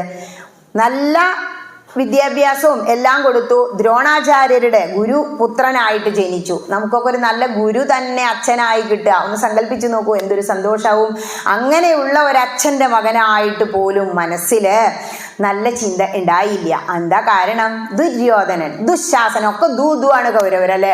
ഈ ദുര്യോധനനായിരുന്നു കൂട്ട്. നമ്മൾക്ക് കൂട്ട് ഇപ്പോൾ സപ്താഹമൊക്കെ കേൾക്കുന്ന നാമജപ സംസ്കാരമുള്ള ഒരു വ്യക്തിയാണെങ്കിൽ നമ്മൾ എന്താ പറയാ, സപ്താഹം ഉണ്ട് പോരുന്നോ, ഇങ്ങോട്ട് വിളിച്ചു കൊണ്ടുവരൂലേ. നേരെ മറിച്ചോ, നല്ലൊരു സിനിമ ഉണ്ട് പോരുന്നോ, ഇന്ദ്രിയങ്ങളെ സുഖിപ്പിക്കാൻ പോകും. ഇതാണ് വ്യത്യാസം. അപ്പൊ നല്ല കൂട്ടുകൾ നമുക്ക് കിട്ടണമെങ്കിൽ സത്തുക്കളുമായി, അതാണ് സത്സംഗം, ഒരു കൂട്ടുണ്ടാവണമെങ്കിൽ ഭഗവാന്റെ അനുഗ്രഹം വേണം. ഇവിടെ ആരുമായിട്ടാ കൂട്ടുണ്ടായത്? ദുര്യോധനനാ, മോശം സ്വഭാവ. എന്നിട്ടും ആ ദുര്യോധനന്റെ ഉള്ളിലും നന്മ ഉണ്ടായിരുന്നു. മോക്ഷല്ലേ ഭഗവാൻ കൊടുത്തത്? ഭഗവാൻ എല്ലാവർക്കും മോക്ഷ കൊടുക്കുക, അതാണ് രസം. ശിശുപാലൻ ചീത്ത പറയാ, അമ്മ എന്ന് പറഞ്ഞു ഇത്രേ, അംഗങ്ങൾ ഒരുപാട് അംഗങ്ങളൊക്കെ കണ്ടപ്പോഴേ ആരാണോ എടുക്കണം, കൊല്ലണ ആൾ വന്നെടുത്താ ആദ്യമുള്ളതൊക്കെ പോകുന്നു പറഞ്ഞു ഇത്രേ. മടിയിൽ കൃഷ്ണൻ വെച്ചതും ഇതൊക്കെ പോയത് ഓടി വന്നു, അയ്യോ കൃഷ്ണ എൻ്റെ കുട്ടിയെ കൊല്ലല്ലേന്ന്. ഇപ്പം എന്താ, ഇല്ല അമ്മേ, ഞാൻ ഒരു 100 തെറി അവൻ എന്നോ പറഞ്ഞോട്ടെ, ഇപ്പോഴത്തെ ഭാഷയിൽ പറഞ്ഞതാട്ടോ, അവൻ എന്നെ 100 ചീത്ത പറഞ്ഞ് 101-ാമതെത്തുമ്പോൾ ഞാൻ കൊന്നോളാം. അപ്പം അതിനും ശ്രദ്ധിച്ചാൽ മതി. പക്ഷെ അത് ചെയ്തില്ല, അങ്ങനെ വഴക്ക് പറഞ്ഞുകൊണ്ടിരിക്കുക. ഭഗവാൻ ഇങ്ങനെ എണ്ണി, എത്ര ഇങ്ങനെ എണ്ണി ഇങ്ങനെ 5 പ്രാവശ്യം മടക്കിയപ്പോഴേക്ക് 100 ആയില്ലേ. അപ്പോൾ നാരദ മഹർഷി അവിടെ നിൽക്കുന്നുണ്ട്. അപ്പോൾ പറയാണ് ധർമ്മപുത്രരോട്, ഹേ ധർമ്മപുത്രരെ, എൻ്റെ ശരീരത്തിലൊന്ന് തൊട്ടോളൂ. അപ്പം എന്താണോ പറയുന്നത്? ഈ ചക്രം ഇങ്ങോട്ടെടുത്തു, സുദർശനം. എല്ലാവർക്കും ഒന്നും കാണാൻ കഴിയില്ലേ. നാരദ മഹർഷിയെ തൊട്ടത് കൊണ്ട് സുയോധനൻ അത് കണ്ടു അത്രേ. ഈ നാരദ മഹർഷിനെ തൊട്ട് നിൽക്കുന്ന സമയത്ത് ഈ ചക്രം എടുത്ത് ശിശുപാലനെ വധിക്കുകയാണ് കൃഷ്ണൻ. ശിശുപാലൻ വധിച്ച് മരിച്ചവിടെ വീഴുന്ന സമയത്ത് ഒരു ശക്തി, ഒരു ചൈതന്യം ഒഴുകി വന്ന് കൃഷ്ണന്റെ കാലിലേക്ക് തന്നെ വരിക. അത് ആര് കണ്ടു? ധർമ്മപുത്രര് കണ്ടു. അപ്പൊ പറഞ്ഞതാ, അഹോ അനന്തകാരുണ്യം കൃഷ്ണസ്യ മഹാത്മന. എന്താ അനന്തകാരുണ്യം എന്ന് പറയാൻ കാരണം? ഭഗവാൻ ചീത്ത പറയുന്നവർക്ക് മോക്ഷം. പൂതൻ എന്താ ചെയ്തേ? ആ മിഞ്ഞ തരാൻ കുട്ടാന്ന് പറഞ്ഞിട്ട് വിഷം പുരട്ടിയ മിഞ്ഞപ്പാല് കൊടുത്തൂലേ, ആ രക്തം തന്നെ വലിച്ചൂറ്റി കുടിച്ചു, അവൾക്കും മോക്ഷം കൊടുത്തു. എല്ലാവർക്കും അക്ഷരാഭ്യാസം ഇല്ലാത്ത ഗോപികമാരെ എന്താ പാടിയത്? കരസരോരുഹം കാന്തകാമദം ശിരസി ദേഹിനാ ശ്രീകരഗ്രഹം. ഹേ കൃഷ്ണ, അങ്ങയുടെ ആ ശ്രീകരങ്ങൾ ഞങ്ങളുടെ തലയിൽ വെച്ച് അനുഗ്രഹിക്കണമേ. അക്ഷരാഭ്യാസം ഇല്ലാത്ത ഗോപികമാർക്ക്, ഒരുപാട് പക്ഷികൾക്ക്, മൃഗങ്ങൾക്ക്, പാമ്പിന് ഒക്കെ ഭഗവാൻ എന്താ ചെയ്തേ? വേദം പഠിച്ചിട്ടാണോ മോക്ഷല്ലേ കൊടുത്തത്? പിന്നെയാണോ ഇത്തിരിയെങ്കിലും ഭക്തിയോടുകൂടി ഒരു സപ്താഹവേദിയിൽ വന്നിരിക്കുന്ന നിങ്ങൾ എന്ന് ഭഗവാൻ നമ്മളിങ്ങനെ ഓർമ്മിപ്പിക്കുക. ഉറപ്പിച്ചോളൂ, നിങ്ങളൊക്കെ ഭഗവാന്റെ ടോക്കൺ എടുത്ത് ആ തീവണ്ടിയിൽ, വഴങ്ങുന്ന തിരുമേനി പറയില്ലേ, ഭാഗവത തീവണ്ടി, ആ ഓരോ കമ്പാർട്ട്മെന്റിൽ ഇങ്ങനെ ഇരിക്കുക. അപ്പോൾ ആ ഒരു ലക്ഷ്യം എത്തും. ശരീരത്തിനൊരു ലക്ഷ്യമുണ്ട്. ശരീരം ഇങ്ങനെ ഓടിക്കൊണ്ടിരിക്കുന്ന ഒരു വാഹന, ഏത് റോട്ടിലൂടെ ഓടണം? ആത്മീയതയാകുന്ന റോട്ടിലൂടെ ഓടണം. എന്താ ലക്ഷ്യം? സെൽഫ് ആക്ച്വലൈസേഷൻ, മോക്ഷം. അത് തന്നെ ലക്ഷ്യം. പക്ഷേ ഉദ്ധവനൊക്കെ എന്താ പറയുന്നത്? അല്ലെങ്കിൽ കുചേലൻ എന്താ പറയുന്നത്? കൃഷ്ണ, എനിക്ക് മോക്ഷമൊന്നും വേണ്ട, ഇനി എത്ര ജന്മങ്ങൾ എടുത്താലും എനിക്ക് എന്തു മതി? അങ്ങയുമായുള്ള സൗഹൃദം, അങ്ങയുമായുള്ള സഖ്യം മതി. കാരണം കൂടുതലൊന്നും ആഗ്രഹിക്കേണ്ടാന്ന സർവന്തര്യാമിയായ ഭഗവാൻ ഒന്നും ചോദിക്കാതെ തന്നെ കണ്ടറിഞ്ഞ് നമുക്ക് ഇങ്ങോട്ട് തരും. ഇങ്ങനെ അശ്വത്ഥാമാവ് ദുര്യോധനന്റെ ആ കിടപ്പ് കാണുക. ആരാ ദുര്യോധനനെ കുരുക്ഷേത്ര ഭൂമിയിൽ തള്ളിയിട്ടത്? ഒരുപാട് വിലസി നടന്നു ഇല്ലേ? അവസാനം അനിവാര്യമായ ആ ഒരു അവസാനം ഉണ്ടല്ലോ, എല്ലാത്തിനും ഉണ്ടായതിനെല്ലാം നാശമുണ്ട്, ജനിച്ചതിനെല്ലാം മരണമുണ്ട്. ആ ദുര്യോധനൻ തൊടയൊക്കെ പൊട്ടി, ഭീമസേനൻ അടിച്ച് പൊട്ടിച്ചിട്ട് അവിടെ അങ്ങനെ കിടക്കുകയാണ് പകുതി ജീവനായിട്ട്. കഴുകന്മാരൊക്കെ അങ്ങനെ നടക്കുന്നുണ്ട് ആ കുരുക്ഷേത്ര യുദ്ധഭൂമിയിലൂടെ. ഇത് കണ്ട ഉത്തമ സുഹൃത്തായ അശ്വത്ഥാമാവിനത് സഹിച്ചില്ല. അശ്വത്ഥാമാവ് എന്താ കരുതിയതെന്നോ? ഇതിന് പകരം വീട്ടിയാൽ ദുര്യോധനൻ സന്തോഷിക്കും. ആ ശിബിരത്തിൽ ചെന്ന് ഉറങ്ങിക്കിടക്കുന്ന പാഞ്ചാലിയുടെ 5 പുത്രന്മാരെയും ദൃഷ്ടദ്യുമ്നനെയും വധിച്ച് ആ തലയും വെട്ടിയെടുത്തിട്ട് ഇങ്ങോട്ട് കൊണ്ടുവന്ന് ആ തല കണ്ടാൽ സന്തോഷിക്കുന്ന, പക്ഷേ വെറുപ്പാണത്രേ അപ്പൊ ദുര്യോധനന് തോന്നിയത്. അങ്ങനെ ഈ വിവരം അറിഞ്ഞ പാഞ്ചാലി ഉറക്ക കരയാ. ഈ കരച്ചിൽ കണ്ടപ്പോൾ സഹിക്കാൻ വയ്യാതെ ഭീമസേനനും അർജുനൻ പിന്നാലെ പോയി ബ്രഹ്മാസ്ത്രം അയച്ചുത്രേ. എല്ലാം പഠിപ്പിച്ചു കൊടുത്തിട്ടുണ്ട്, ദ്രോണപുത്രനല്ലേ. പക്ഷേ ബ്രഹ്മാസ്ത്രം കൊണ്ട് തന്നെ തടുക്കണം എന്ന് പറഞ്ഞു ഉപദേശിച്ചു കൃഷ്ണൻ. അങ്ങനെ അത് തടുത്തിട്ട് സംഹരിച്ചു അർജുനൻ. അങ്ങനെ ഓടിച്ചു പോയിട്ട് ഈ ദ്രൗണിയെ പിടിച്ചു കൊണ്ടുവന്ന് നമ്മളാണെങ്കിലോ, അതാണ് നമ്മളും ഉത്തമയായ പാഞ്ചാലിയും തമ്മിലുള്ള വ്യത്യാസം. നമ്മുടെ കുട്ടികളെയൊക്കെ കൊന്ന ആളെ നമ്മുടെ മുന്നിൽ കണ്ടാലോ അല്ലേ, പറയണ്ട. പക്ഷേ പാഞ്ചാലി എന്താ പറഞ്ഞെന്നറിയോ? ഇവനെ വധിക്കാം എന്ന് ഭീമൻ. അർജുനനും റെഡിയായി നിൽക്കുക, ഇപ്പൊ കൊല്ലാം. കൃഷ്ണൻ അവിടെ ഉണ്ട്, മറ്റുള്ളവർ സഹദേവനും നകുലനും എല്ലാവരും ഉണ്ട്. ഇവരെല്ലാവരും ഇങ്ങനെ നോക്കി നിൽക്കുക. ആ സമയത്ത് പാഞ്ചാലിയെ കൊണ്ടുവന്ന് കാണിക്കുക, ഇതാ നമ്മുടെ കുഞ്ഞുങ്ങളെ വധിച്ച ആള്, ഇപ്പൊ വധിക്കാല്ലേ. പക്ഷെ പാഞ്ചാലി എന്താ പറഞ്ഞത് എന്നറിയോ? നിങ്ങളുടെ ആചാര്യനാണ് ആദ്യം മുതൽ അന്തം വരെയുള്ള എല്ലാ കലകളും, അതാണെങ്കിൽ വേദമാണെങ്കിലും അല്ലെങ്കിൽ ആയുധകലയാണെങ്കിലും എല്ലാം പഠിപ്പിച്ചു തന്ന ആചാര്യപുത്രനാണ്. അവൻ്റെ അമ്മ ഗൗതമിക്ക് എൻ്റെ അതേ വിഷമം നിങ്ങൾ കൊടുക്കരുത്, അവനെ വെറുതെ വിടണമെന്ന്. ഇത് കേട്ടപ്പോൾ ഭീമസേനന് മാത്രം സമ്മതമല്ല, അർജുനനും പകുതി സമ്മതമുള്ളൂ. കാരണം തൻ്റെ മക്കളെ ഒരാളും ഇല്ല, ഇനി 5 പേരെയും കൊന്നു കളഞ്ഞു, ഇനി ആരുമില്ല. അഭിമന്യു ആദ്യം തന്നെ മരിച്ചു ചക്രവ്യൂഹത്തിൽ പെട്ടിട്ട്. അപ്പൊ പാണ്ഡവ വംശം തന്നെ മുടിയാൻ പോകുന്ന അവസ്ഥ സഹിക്കാൻ പറ്റുന്നില്ല. കൃഷ്ണന്റെ മുഖത്തേക്ക് നോക്കിയത്രേ. അപ്പൊ കൃഷ്ണൻ പറഞ്ഞു, പാഞ്ചാലി പറഞ്ഞത് എന്താണോ അതും, ഭീമസേനന്റെ ആഗ്രഹം എന്താണോ അതും ഒന്നിച്ച് നിർവഹിച്ചോളൂ അർജുന. അത് നരനാരായണന്മാരാണ്. അപ്പോൾ അർജുനൻ എന്ത് തീരുമാനിച്ചു എന്നോ, ആ ശിരോരത്നം ഉണ്ടത്രേ ജന്മനാ തലയിൽ, അത് വാളുകൊണ്ട് ചൂഴ്ന്നിങ്ങോട്ട് എടുത്തു. എന്നിട്ട് ആ കുടുമയോടുകൂടി ചൂഴ്ന്നെടുത്തിട്ട് പറഞ്ഞു വിട്ടു എന്ന്. അങ്ങനെ ഓടി ഓടി കാടുകളിൽ പോയി എന്നാ. ഇപ്പോഴും അശ്വത്ഥാമാവ് പകയായി കുനിട്ടായി പോരായി നമ്മുടെയൊക്കെ ഉള്ളിൽ ഇപ്പോഴും ചിരഞ്ജീവിയായിരിക്കുന്നു എന്നാ പറയുന്നത്. ഇങ്ങനെ അശ്വത്ഥാമാവിൻ്റെ ആ ഒരു പാണ്ഡവരുടെ കഥ അത് ഭാഗവതത്തിൽ അങ്ങോട്ട് തുടങ്ങുകയാണ്, മഹാഭാരതത്തിൽ നിങ്ങോട്ട് എടുത്തിട്ട്. ഈ ആദ്യത്തെ പോർഷൻ കഴിഞ്ഞാല് പിന്നെ നമ്മൾ കാണുന്നത് പരീക്ഷിത്തിന്റെ ജനന മഹാഭാരതത്തില്. ഇത് രണ്ടും ചേർത്ത് പറയാൻ, മഹാഭാരതം അറിയുന്നവനെ ഭാഗവതം മനസ്സിലാവൂ എന്നുള്ളത് കൊണ്ടാണ്. നമ്മളെല്ലാം പരീക്ഷത്തിന്റെ മരണം ആണ് ഭാഗവത സപ്താഹവേദിയിൽ കണ്ടുകൊണ്ടിരിക്കണേ. പക്ഷേ പരീക്ഷത്തിന്റെ ജനനം അത് വലിയ ഒരു രസമുള്ള കാര്യമാണ്. കാരണം പരീക്ഷിത്ത് എങ്ങനെ ജനിച്ചു, എങ്ങനെ ഈ പേര് കിട്ടി, നമ്മൾ ഓരോ പേരിനും ഓരോ അർത്ഥങ്ങളുണ്ട്. ദാമോദരൻ അല്ലെ, കയറ് ഉദരത്തിൽ കെട്ടിയവനാ. അങ്ങനെ ഭഗവാന്റെ ഓരോ പേരിനും, അച്യുതൻ എന്ന് പറഞ്ഞ നാശം ഇല്ലാത്തവൻ, ച്യുതം ഇല്ലാത്തവൻ, ഇങ്ങനെ ഒരുപാട് അർത്ഥങ്ങളുണ്ട്.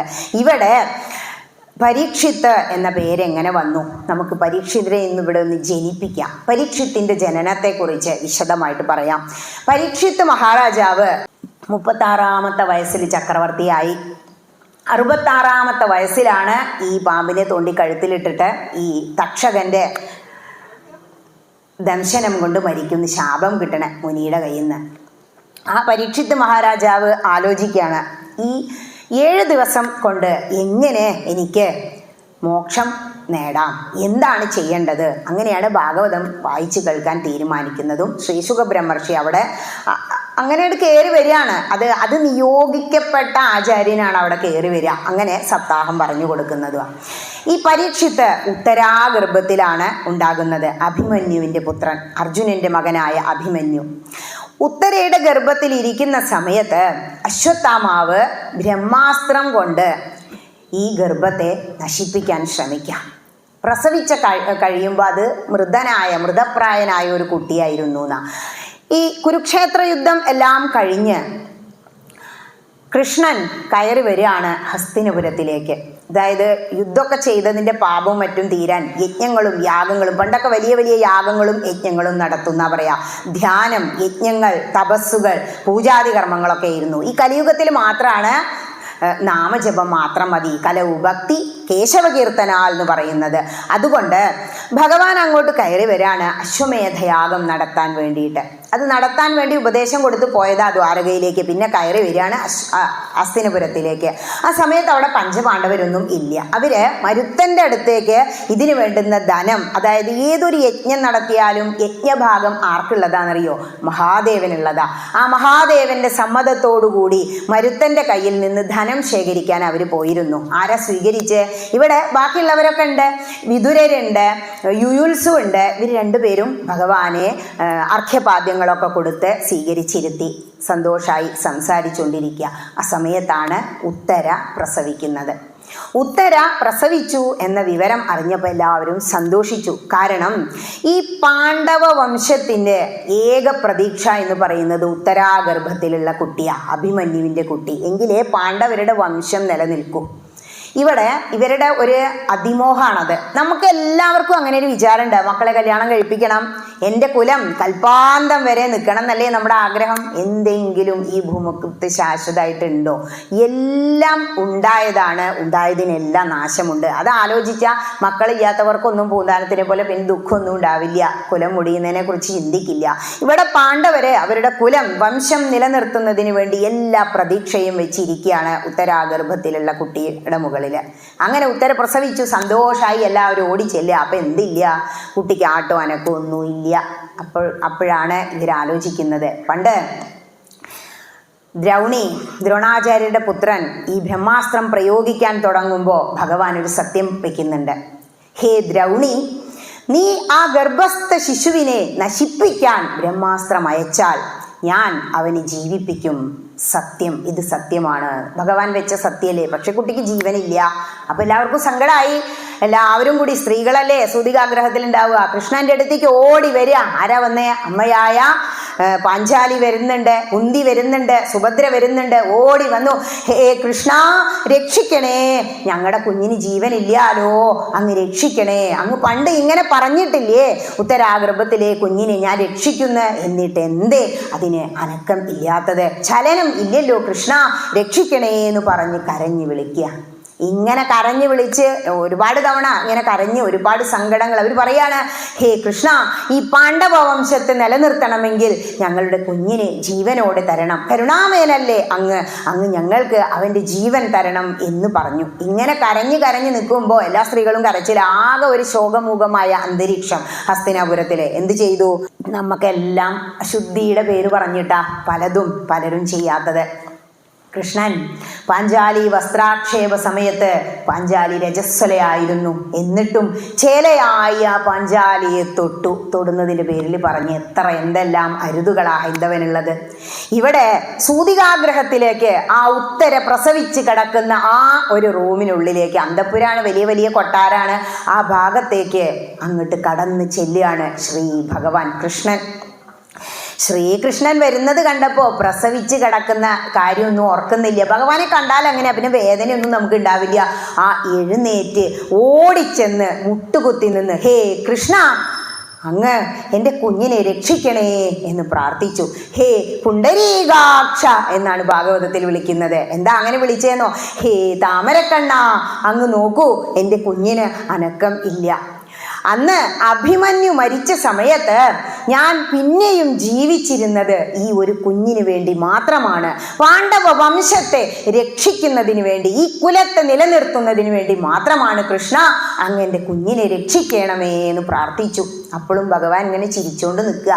ആ കുരുക്ഷേത്ര യുദ്ധഭൂമിയിൽ ചിരിച്ചോണ്ട് നിന്ന് യുദ്ധം ചെയ്ത കൃഷ്ണൻ, ചിരിക്കാത്ത കരയാത്ത കൃഷ്ണൻ ചിരിച്ചോണ്ട് അങ്ങനെ നിൽക്കുക. ഒരു മന്ദസ്മിതം പൊഴിച്ചുകൊണ്ട് നിൽക്കുക. ചിരിക്ക് ഒരുപാട് ശക്തിയുണ്ട് അത്ര.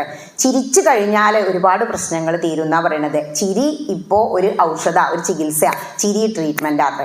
എത്ര നേരം നിങ്ങൾ രാവിലെയായിട്ട് ചിരിച്ചെന്ന് ചിന്തിച്ചു നോക്കൂ. ഇവിടെ ഇത്രയൊക്കെ പറഞ്ഞപ്പോഴും ഭഗവാൻ അങ്ങനെ നിൽക്കുക. വീണ്ടും വിളിക്കുകയാണ്. ഇത്രയൊന്നും പറഞ്ഞിട്ട് കാര്യമില്ല, ഭഗവാൻ വിളി കേൾക്കണില്ല അല്ലേ. നമ്മൾ കുറെ കാലമായില്ലേ വിളിക്കുന്നു, കുറേയൊക്കെ വിളി കേട്ടു, അതുകൊണ്ട് ഇന്നിവിടെ കൊണ്ടുവന്നിരുത്തിയത്. പിന്നെ വിളിക്കുന്നത് എന്നറിയോ? ഹേ മുകുന്ദ എന്ന് വിളിച്ചു. എന്താ മുകുന്ദൻ എന്ന് പറഞ്ഞാൽ തിരുനവായ നവാ മുകുന്ദൻ അല്ലേ. മോദം ദദാതി ഇതി മുകുന്ദ, സന്തോഷം നൽകാൻ കഴിയുന്നവനാണ് മുകുന്ദൻ. ഹേ കൃഷ്ണ, മുകുന്ദ, എനിക്ക് സന്തോഷം ഉണ്ടാവണമെങ്കിൽ ഈ കുഞ്ഞിനെ രക്ഷിക്കണം. അഭിമന്യു അങ്ങയുടെ പ്രിയപ്പെട്ട മരുമകനല്ലേ, ആ അഭിമന്യുവിന് വേണ്ടി ഈ കുഞ്ഞിനെ അങ്ങ് ജീവൻ തന്ന് രക്ഷിക്കണം എന്ന് പറഞ്ഞ് കരഞ്ഞ് കാല് പിടിച്ചു. അവിടെ മുട്ടുകുത്തി നമസ്കരിക്കുകയാണ് ഉത്തര. അർച്ചന ചെയ്യാണ് മനസ്സുകൊണ്ട് ഉത്തര. കരഞ്ഞ് കാല് പിടിച്ച സമയത്ത് ഭഗവാൻ പറയാ, ഉത്തരേ, ഞാൻ അസത്യം പറയാറില്ല എന്ന് പറഞ്ഞിട്ട് ഭഗവാൻ ആചമനി, അതായത് ജലം എടുത്ത് ആചമിച്ചു എന്നാണ് പറയണത്. സന്ധ്യാവന്തനമൊക്കെ ചെയ്യുന്ന ആചമിച്ചതിന് ശേഷം ഭഗവാൻ പറയാണ്, ഓരോ കാര്യങ്ങളായിട്ട് അങ്ങനെ പറയൂ കേട്ടോ, അതാ വലിയ രസം. ഭഗവാൻ ആദ്യം പറയാണ്, ഞാൻ ഒരിക്കലും അസത്യം പറഞ്ഞിട്ടില്ലെങ്കിൽ, ഞാൻ ഒരിക്കലും യുദ്ധത്തിൽ നിന്ന് പിൻവാങ്ങിയിട്ടില്ലെങ്കിൽ, ഇത് സത്യമാണെങ്കിൽ, ഹേ ഭഗവൻ, ഈ കുഞ്ഞിന് ജീവൻ നൽകിയാലും. ഭഗവാൻ തന്നെയാ, ഭഗവാൻ മനുഷ്യനായി അവതരിച്ചെങ്കിലും ആ സർവന്തര്യാമിയായ വിഷ്ണു ഭഗവാൻ വൈകുണ്ഠത്തിലുണ്ട്. പ്രാർത്ഥിക്കുകയാണ്, ഞാൻ അസത്യം പറഞ്ഞിട്ടില്ലെങ്കിൽ എനിക്ക് ഈ കുഞ്ഞിനെ ജീവിപ്പിച്ചു തരണം. അപ്പോഴും അനക്കമൊന്നുമില്ല. പിന്നെയും പറയാണ്, ഞാൻ ധർമ്മത്തിൽ ഉറച്ചു നിൽക്കുന്നവനാണെങ്കിൽ, ധർമ്മം തെറ്റിച്ചിട്ടില്ലെങ്കിൽ ഈ അഭിമന്യു പുത്രനെ ജീവിപ്പിച്ചാലും. അപ്പോഴും കുട്ടിക്ക് അനക്കൊന്നും വരുന്നില്ല. വീണ്ടും പറയാണ്, ഞാൻ വിജയനോട് വിരോധം വച്ചു പുലർത്തിയിട്ടില്ലെങ്കിൽ എൻ്റെ എല്ലാ പ്രവർത്തനങ്ങളും പാണ്ഡവരുടെ അഭ്യുദയത്തിനായിരുന്നെങ്കിൽ ഈ അഭിമന്യു പുത്രനെ, ഈ ശിശുവിനെ ജീവിപ്പിച്ചാലും. എന്നിട്ടും കുട്ടിക്ക് ഇളക്കൊന്നുമില്ല. ഭഗവാൻ വീണ്ടും ആചമിച്ചു പറയാണ്,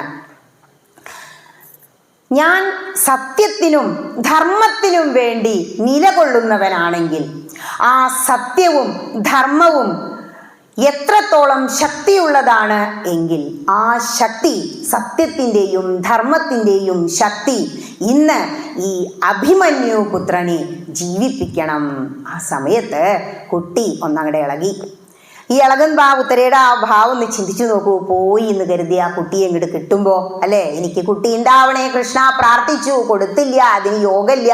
അവസാനം പ്രാർത്ഥിച്ച് പൂന്താനത്തിന് ഒരു കുട്ടിയെ കൊടുത്തു. അവസാനം അന്നപ്രാശത്തിന്റെ അന്ന് ആ കുട്ടി മരിച്ചില്ലേ, അതിന് യോഗമില്ല. അതാണ് സത്യം. ആത്മദേവന്റെ കഥ അതല്ലേ കാണിച്ചത്, നിങ്ങൾ ആദ്യത്തെ ദിവസം കണ്ടില്ലേ. ഇവിടെ ആ കുട്ടി ഒന്ന് അങ്ങോട്ട് ഇളകി. മൃതപ്രായനായ ആ കുട്ടി ഒന്ന് ശരീരത്തിൽ ഒരനക്കം വന്നു. അതിനുശേഷം ആ കുട്ടി കണ്ണു തുറന്നതിന് ശേഷം കൈകാലുകൾ ഇട്ട് അടിച്ച് അങ്ങോട്ട് കരയാണ്. ആ സമയത്ത് ഈ ബ്രഹ്മാസ്ത്രബന്ധനം തീർന്നുല്ലോ. ഈ ബ്രഹ്മാസ്ത്രം തിരിച്ച് ബ്രഹ്മാവിൻ്റെ അടുത്തേക്ക് തന്നെ, ആ ദേശത്തേക്ക് തന്നെ തിരിച്ചു പോയി അവിടെ ലയിച്ചു എന്നും ഭാഗവതം പറയാം. ഇങ്ങനെ കുട്ടി കരയുന്നത് കേട്ടതും എല്ലാവർക്കും സന്തോഷമായി.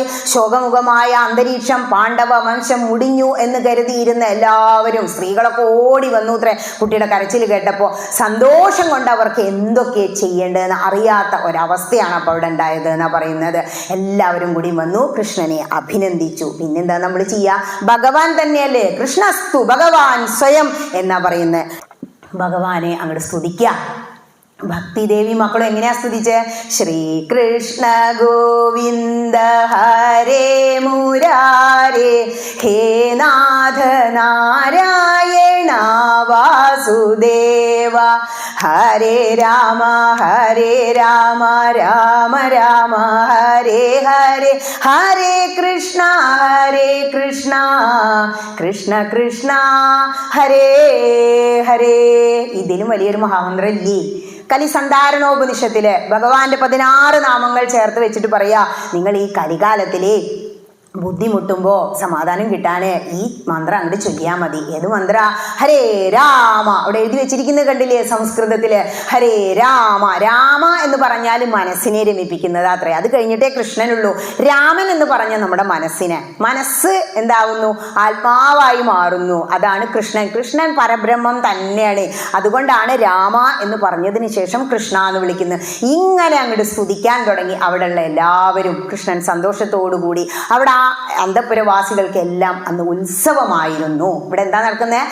ഭാഗവത മഹോത്സവം അല്ലെ, ഭാഗവതോത്സവം. ഞങ്ങളുടെ സത്സംഗം ഗ്രൂപ്പിന്റെ പരിപാടി സത്സംഗോത്സവം. എന്തേ ഉത്സവം എന്ന് പറയാ? ഉത്സവം എന്ന് പറഞ്ഞാൽ ഉത്സാഹമുള്ളത് എന്നാ. ഇവിടെ ഉത്സവം കൊടിയേറാറില്ലേ? അതിനൊക്കെ ഒരുപാട് തത്വങ്ങളുണ്ട്. ആ ഉത്സവം കൊടിയേറി കഴിഞ്ഞാൽ ആ പ്രതിഷ്ഠാമൂർത്തിയുടെ ചൈതന്യം വർദ്ധിക്കും. ഒരുപാട് കലശങ്ങളും മറ്റും നടക്കില്ലേ? ആ പൂജാദി കർമ്മങ്ങളും ഒക്കെ നടക്കുമ്പോൾ ചൈതന്യം മതിൽക്കെട്ടുകൾക്ക് പുറത്തേക്ക് കവിഞ്ഞൊഴുകുന്ന പറയുന്നത്.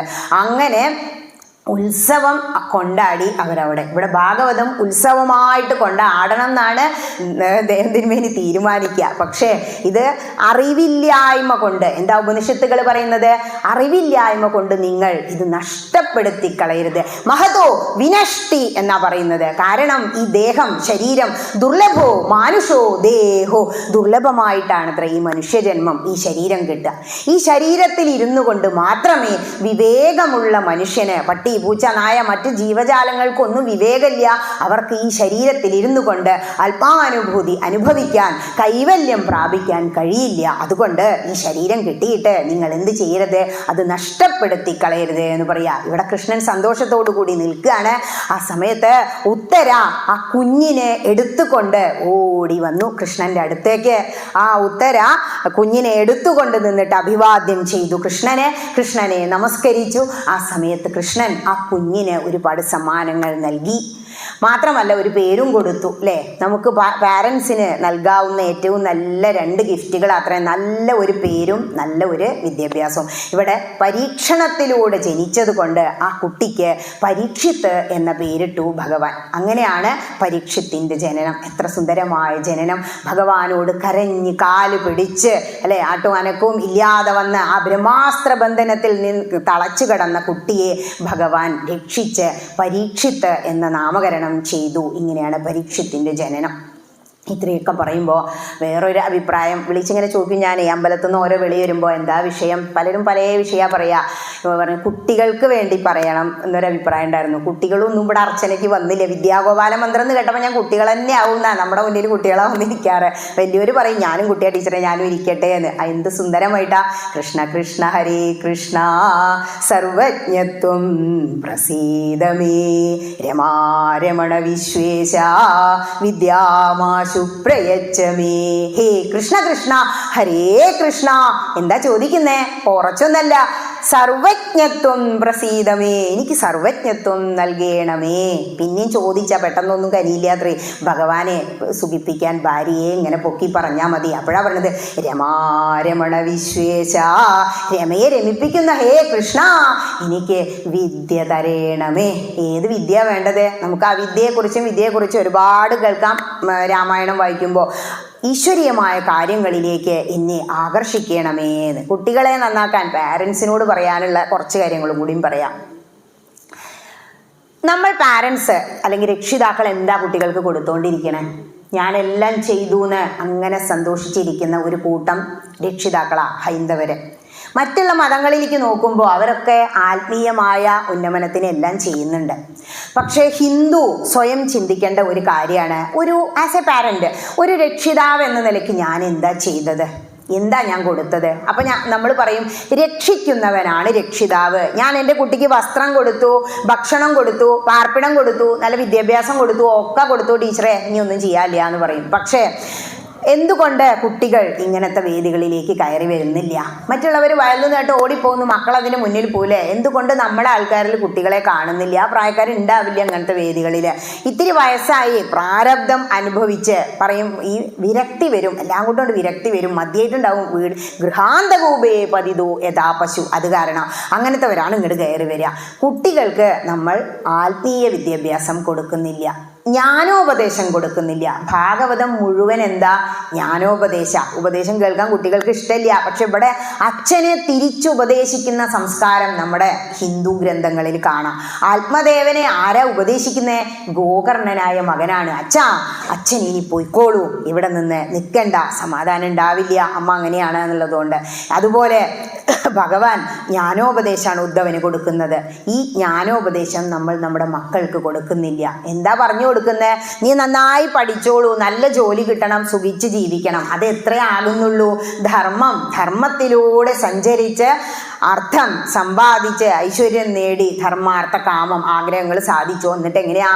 ചുട്ടു തിന്നുന്നു ജന്മം പഴുതേ നാം. വെറുതെ ചുട്ടു തിന്ന. എന്താ ആചാര്യസ്വാമി പറഞ്ഞത്? മൃഗങ്ങളെ പോലെയാ നടക്കുന്നത് എന്നാ. എന്താ പറയുന്നതെന്നറിയോ?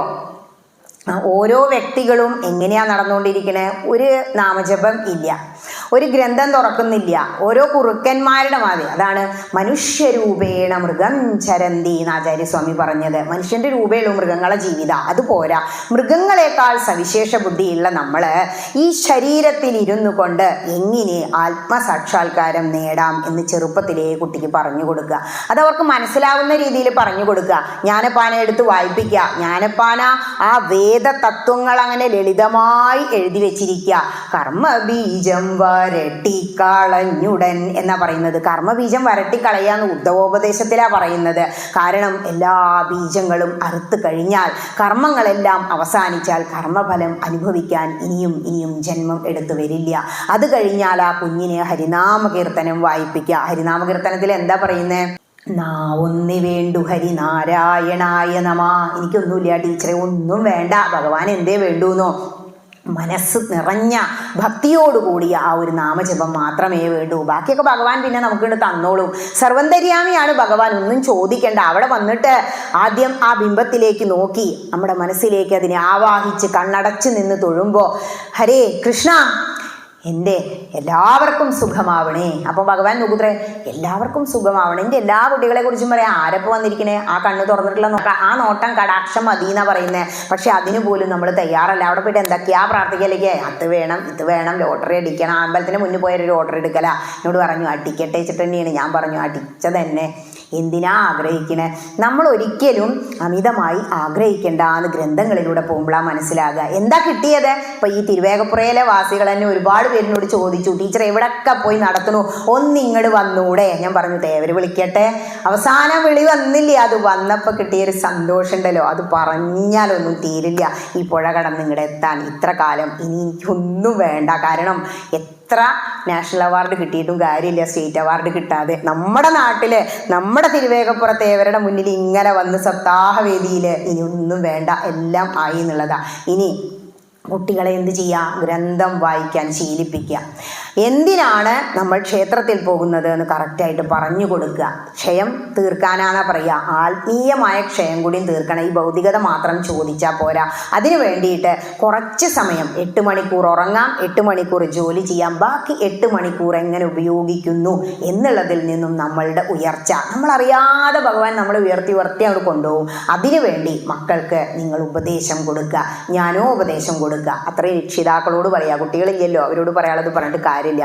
ഈ ശരീരമാകുന്ന രഥം എങ്ങോട്ട് ഓടണം? ആത്മീയതയാകുന്ന റോട്ടിലൂടെ ഓടിയിട്ട് മോക്ഷമാകുന്ന ലക്ഷ്യത്തിലെത്തണം. ഭഗവാന്റെ അടുത്തേക്ക് ഇങ്ങനെ അടുക്കണത്രേ. പ്രായം കൂടുന്തോറും ഈ സപ്താഹവേദിയിലേക്ക് വരുന്നത് എന്താണോ, നമ്മൾ മറ്റുള്ള ബന്ധങ്ങളോടൊക്കെ മാറിയിട്ട് ഭഗവാനോട് അങ്ങനെ അടുക്കും. ആത്മീയതയാകുന്ന ഇത്തിരി എണ്ണ ഇങ്ങോട്ട് പുരട്ടുക. എവിടെയാ? നമ്മുടെ മനസ്സിൽ. എന്നിട്ട് കർമ്മങ്ങളൊക്കെ ചെയ്തു നോക്കൂ. ചക്ക മുറിക്കുമ്പോൾ ഒട്ടാതിരിക്കാൻ എണ്ണ പുരട്ടും പോലെ. പിന്നെ വലിയ ഒട്ടലൊന്നും ആരോടും ഉണ്ടാവില്ല. എല്ലാ ഒട്ടലുകളും അങ്ങനെ അറന്നറന്നു പോയാലേ അവസാനം ഭാഗവതത്തിലെ കഥയില്ലേ, ഒരു കോണകത്തിനോടായിരുന്നു ഇത്ര പ്രിയം, അതും എലി കൊണ്ടുപോയി. അപ്പൊ പിന്നെ ഒക്കെ പോയില്ലേ? അങ്ങനെ ഒരവസ്ഥ. നാരദ മഹർഷിയുടെ കഥയിൽ എന്താ പറയണേ? അമ്മ പറഞ്ഞയച്ചില്ല. എന്നിട്ട് എന്താ ഉണ്ടായത്? അവസാനം പശുവിനെ കറന്നുകൊണ്ടിരിക്കുമ്പോൾ പാമ്പ് കുത്തിയിട്ട് അമ്മ മരിച്ചു. അതോടുകൂടി നാരദ മഹർഷി സ്വതന്ത്രനായില്ലേ? അങ്ങനെ ധ്യാനിച്ചിരുന്നു അത്രേ. ധ്യാനിച്ച് ഒരു നിമിഷം ഭഗവാൻ അങ്ങോട്ട് ഉള്ളിൽ തെളിഞ്ഞു. അപ്പം തന്നെ പോയി. എന്നിട്ട് പിന്നെ ഒരു അശരീരിയാണ്, ഹേ നാരദ മഹർഷി, നിങ്ങൾക്ക് ഈ ജന്മം എന്നെ കാണാൻ കഴിയില്ല, ഇനി അടുത്ത ജന്മത്തിൽ കാണാം. അപ്പം എത്ര ജന്മങ്ങൾക്ക് ശേഷമാണ് നമ്മളൊക്കെ ഇങ്ങനെ ഈശ്വരീയമായ മാർഗത്തിലേക്ക് വന്നിട്ടുണ്ടാവുക. ആ സുഹൃതത്തെക്കുറിച്ചൊന്ന് ചിന്തിക്കുക. ഈ ജന്മം കിട്ടിയിട്ട് എന്ത് ചെയ്തു? ഓരോ ദിവസവും സൂര്യൻ അസ്തമിച്ച് പോകുമ്പോൾ നമ്മുടെ ആയുസ്സിൻ്റെ ഒരു കഷ്ണം കൊണ്ടാണ് പോകുന്നത്. കിമസ്യ സുഹൃതം കൃതം എന്ന് നമ്മൾ ചിന്തിക്കണം. ഈ ജന്മം കിട്ടിയിട്ട് ഇന്നത്തെ ദിവസം എൻ്റെ ആയുസ്സിന് വേണ്ടി ഞാൻ എന്ത് സുഹൃതം ചെയ്തു എന്ന് ചിന്തിച്ചാൽ അത് നമ്മൾ ഓട്ടോമാറ്റിക്കലി എങ്ങോട്ട് വരും? സപ്താഹവേദികളിലേക്ക്, ഈശ്വര സങ്കേതങ്ങളിലേക്ക് വരും. പുസ്തകങ്ങളിൽ എഴുതും പോലെ ഒരുപാട് സംസ്കാരം, നമ്മളുടെ ആത്മീയത എല്ലാം, കല എല്ലാം വളരുന്നത് ക്ഷേത്ര സംസ്കാരത്തിലൂടെ. ക്ഷേത്രങ്ങളുള്ളത് കൊണ്ടല്ലേ നമുക്ക് ഇത്തിരി നേരം, ഇപ്പം എത്ര 1 മണിക്കൂറെങ്കിലും നിങ്ങൾ സമാധാനമായിട്ട് ഇവിടെ ഇരുന്നില്ലേ? വീട്ടിലാണെങ്കിലോ എന്തെല്ലാം പ്രശ്നങ്ങളാലേ നമ്മൾ ആകെ തളച്ചിടപ്പെട്ടവരാണ്. അപ്പോഴാണ് ചോദിക്കുന്നത് മഹർഷീശ്വരന്മാര്, നിങ്ങളുടെ കാലല്ലേ തളച്ചിട്ടുള്ളൂ, മനസ്സ് തളച്ചിട്ടില്ലല്ലോ, അവിടെ നിന്ന് നാമം ചൊല്ലിക്കോളൂ. രാവിലെ സുഖമായിട്ട് അങ്ങനെ നാമജപത്തോട് കൂടിയിട്ട് ഓരോ ജോലികൾ ചെയ്യുക, സഹസ്രനാമം ചൊല്ലുക. ഇനി നാരായണീയക്കാർക്ക് വേണ്ടി നാരായണീയത്തിൽ ഒരു ശ്ലോകത്തോടുകൂടി ഞാൻ അവസാനിപ്പിക്കാം. 6ാമത്തെ ദശകം എത്തുമ്പോൾ അവസാനം ഭഗവാനോടൊരു പ്രാർത്ഥന ഉണ്ട്. ഈ ദൃഗ്ജഗന്മയവ പുസ്തവ കർമ്മഭാജ കർമാവസാന സമയേ സ്മരണീയമാഹു തസ്യാന്തരാത്മവപുഷേ വിമലാത്മനേ തേ വാദാലയാധിപ നമോസ്തു നിരുന്ധിരോഗാൻ. ഇത് നമ്മളെ പ്രാർത്ഥനയാവണം. എന്താ പറയുന്നത്? ഈ ദൃഗ്ജഗന്മയ വപു, ഹേ കൃഷ്ണ, ഈ ലോകത്തിൽ എന്തെല്ലാം കർമ്മങ്ങൾ ചെയ്യുന്നുണ്ടോ അപ്പോഴെല്ലാം അങ്ങയുടെ ഈ രൂപം ഓർക്കാനിടവരേണമേ. കർമാവസാന സമയേ, കർമ്മങ്ങളെല്ലാം അവസാനിക്കുന്ന സമയത്ത് എന്താ ചെയ്യേണ്ടത്? എപ്പോഴാ കർമ്മം അവസാനിക്കുക? എല്ലാം കൃഷ്ണാർപ്പണമസ്തു, അത് ചെയ്യുന്നു. കർമ്മങ്ങളെല്ലാം എന്ന് പറഞ്ഞാൽ നമ്മുടെ ജീവിതത്തിലെ കർമ്മം കൂടുന്നത് എപ്പോഴാ? മരിക്കുമ്പോൾ. ആ മരണം എത്തുന്ന സമയത്ത് കൃഷ്ണ, കുറൂരമ്മയുടെ കണ്ണിൽ നിന്ന് വെള്ളം ഇങ്ങനെ വരാത്രേ. അങ്ങനെ ചൊല്ലിയാണ് ആത്മയോനി സ്വയം ജാതു വൈഖാനാസാമഗായന ദേവകീ നന്ദന സൃഷ്ട ക്ഷീശ പാപനാശന. ആ സമയത്ത് ഭഗവാൻ ആ കൈ ഇങ്ങനെ തലോടുമ്പോൾ ഭഗവാന്റെ കണ്ണിൽ നിന്ന് ഒരിറ്റി കണ്ണുനീര് ആ കുറൂരമ്മയുടെ കയ്യിലേക്ക് വീണൂത്രേ. ഭഗവാൻ ആ കണ്ണുകളടച്ച് സാന്ത്വനിപ്പിച്ച് മരണത്തിലേക്ക്, മോക്ഷത്തിലേക്ക്, ഭഗവാനിലേക്ക് ചേർത്തില്ലേ? അതുപോലെ നമ്മൾ മരിക്കുന്ന സമയത്ത് നമുക്ക് കഫം വന്ന് കെട്ടൂത്രേ. 5 പ്രാണനാ. ഈ ശരീരത്തിനൊരു വിലയില്ല. പ്രാണൻ പോയ ആ വായു ഇല്ലെങ്കിൽ ആ പ്രാണനൊക്കെ പോകുമ്പോൾ മനസ്സ് നിറഞ്ഞ് ഇന്നിവിടെ സ്റ്റേജിൽ നിങ്ങൾ വിളിച്ചതില്ലേ, നാരായണ എന്ന് വിളിച്ചില്ലേ? നാരായണാഖില ഗുരു ഭഗവൻ നമസ്തേ എന്ന് വിജേന്ദ്രൻ പറഞ്ഞതുപോലെ നമുക്ക് പറയാൻ കഴിയണം. അതാണ് അവിടെ പറയുന്നത് ഭട്ടേരിപ്പാട്. കർമാവസാന സമയേ, എല്ലാ കർമ്മങ്ങളും അവസാനിക്കുമ്പോൾ കൃഷ്ണ ഒന്നും കൊണ്ടുപോകാൻ വയ്യ, 2 കിലോ ഉള്ള കുട്ടിയായി ഞാൻ ഇങ്ങോട്ട് വന്നിട്ട് ഈ 60 കിലോ ഉള്ള ശരീരം ഇവിടെ നിന്ന് എടുത്തു. പഞ്ചഭൂതങ്ങൾ, ഈ പ്രപഞ്ചത്തിലെല്ലാം പഞ്ചഭൂതങ്ങളാണ്, ഒന്നിനും ജീവനില്ല. ഇതിന് ജീവനുണ്ട്, ഇത് പഞ്ചഭൂതങ്ങളെ കൊണ്ടുണ്ടാക്കിയതാ. അപ്പൊ ഈ ജീവൻ എന്ന് പറയുന്നത്, ആത്മാവെന്ന് പറയുന്നത് ഭഗവാന്റെ അംശ. ആ അംശത്തെ, അങ്ങ് തന്ന ഈശ്വര ചൈതന്യത്തെ തിരിച്ച് അങ്ങയിലേക്ക് തന്നെ ചേർക്കണമേ. പഞ്ചഭൂതങ്ങളായി വിഘടിക്കുന്ന എൻ്റെ ഈ ശരീരം എങ്ങോട്ട് പോകണം? വായുരനിതമതമതേദം ഭസ്മാന്തം ശരീരം കൃതോ സ്മര കൃതം സ്മര. ഈ പഞ്ചഭൂതങ്ങളായി വിഘടിക്കാൻ പോകുന്ന ഈ ശരീരത്തിലിരുന്നു കൊണ്ട്, ഹേ കൃഷ്ണ, ഞാൻ എന്തെങ്കിലും സൽക്കർമ്മങ്ങൾ ചെയ്തിട്ടുണ്ടെങ്കിൽ എന്നെ ആ നേർവഴിക്ക് നയിച്ചാലും എന്നാണത്രേ നമ്മുടെ ആത്മാവിൻ്റെ പ്രാർത്ഥന. വേറൊന്നുമില്ല. നമുക്ക് തോന്നും എൻ്റെ കുട്ടിയോള് കാരണം ഞാൻ നാമം ചൊല്ലിയില്ല, എൻ്റെ വീട്ടുകാർ കാരണം ഞാൻ ഇങ്ങോട്ട് വന്നില്ല അല്ലേ. തിരുവേപ്പുറ തേവരുടെ മുന്നിലെ പ്രഭാഷണം, ഇവിടെ പിന്നെ അതൊരു പുത്തരിയല്ല, എന്നും സപ്താഹവും പ്രഭാഷണവും. അകത്ത് കൂത്തമ്പലത്തിൽ നിങ്ങൾ വായിക്കാറുണ്ട്, പിന്നെ ഇവിടെ ഇതാ സത്രമായിട്ട് നടത്താറുണ്ട്. ഇതിനും വലിയൊരു പുണ്യം ഇല്ല. ഈ സപ്താഹങ്ങൾ അങ്ങനെ നടക്കുന്ന വേദികളിൽ വന്ന് കയറുക, അവിടെ ഒന്ന് അങ്ങോട്ട് നമസ്കരിക്കുക, കൃഷ്ണനോട് പ്രാർത്ഥിച്ച് അവിടെ അങ്ങനെ ഇരിക്കുക. ആ മനനം, ആ ധ്യാനം, അത് വല്ലാത്തൊരു സുഖ. കലികാലത്തിലെ ധ്യാനവും വലിയ വലിയ തപസ്സും യജ്ഞങ്ങളും പൂജയും ഒന്നും വേണ്ട. എന്തേ വേണ്ടൂ? നാമജപം മാത്രം മതി. അതുകൊണ്ട് ഒരുപാട് നാമജപങ്ങൾ നടത്താൻ, ഇങ്ങനെയുള്ള വേദികൾ പങ്കിടാൻ ഭഗവാൻ തിരുവേഗപ്പുറത്തേവരെ നിങ്ങളെല്ലാവരെയും അനുഗ്രഹിക്കട്ടെ. ഈ ചെറിയ ഒരു ജ്ഞാനയജ്ഞം ഭഗവാന്റെ മുന്നിൽ ഞാൻ സമർപ്പിക്കുകയാണ്.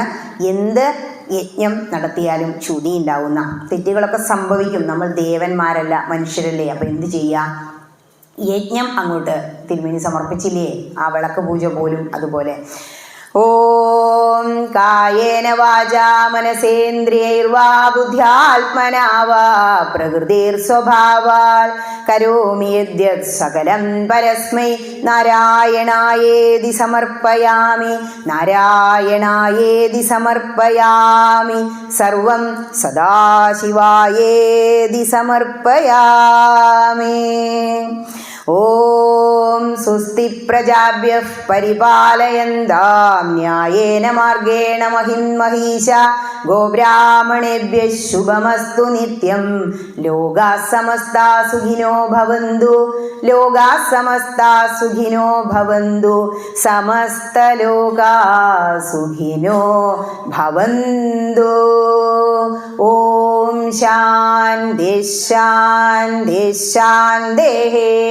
ഓം ഹരി തത്സത്.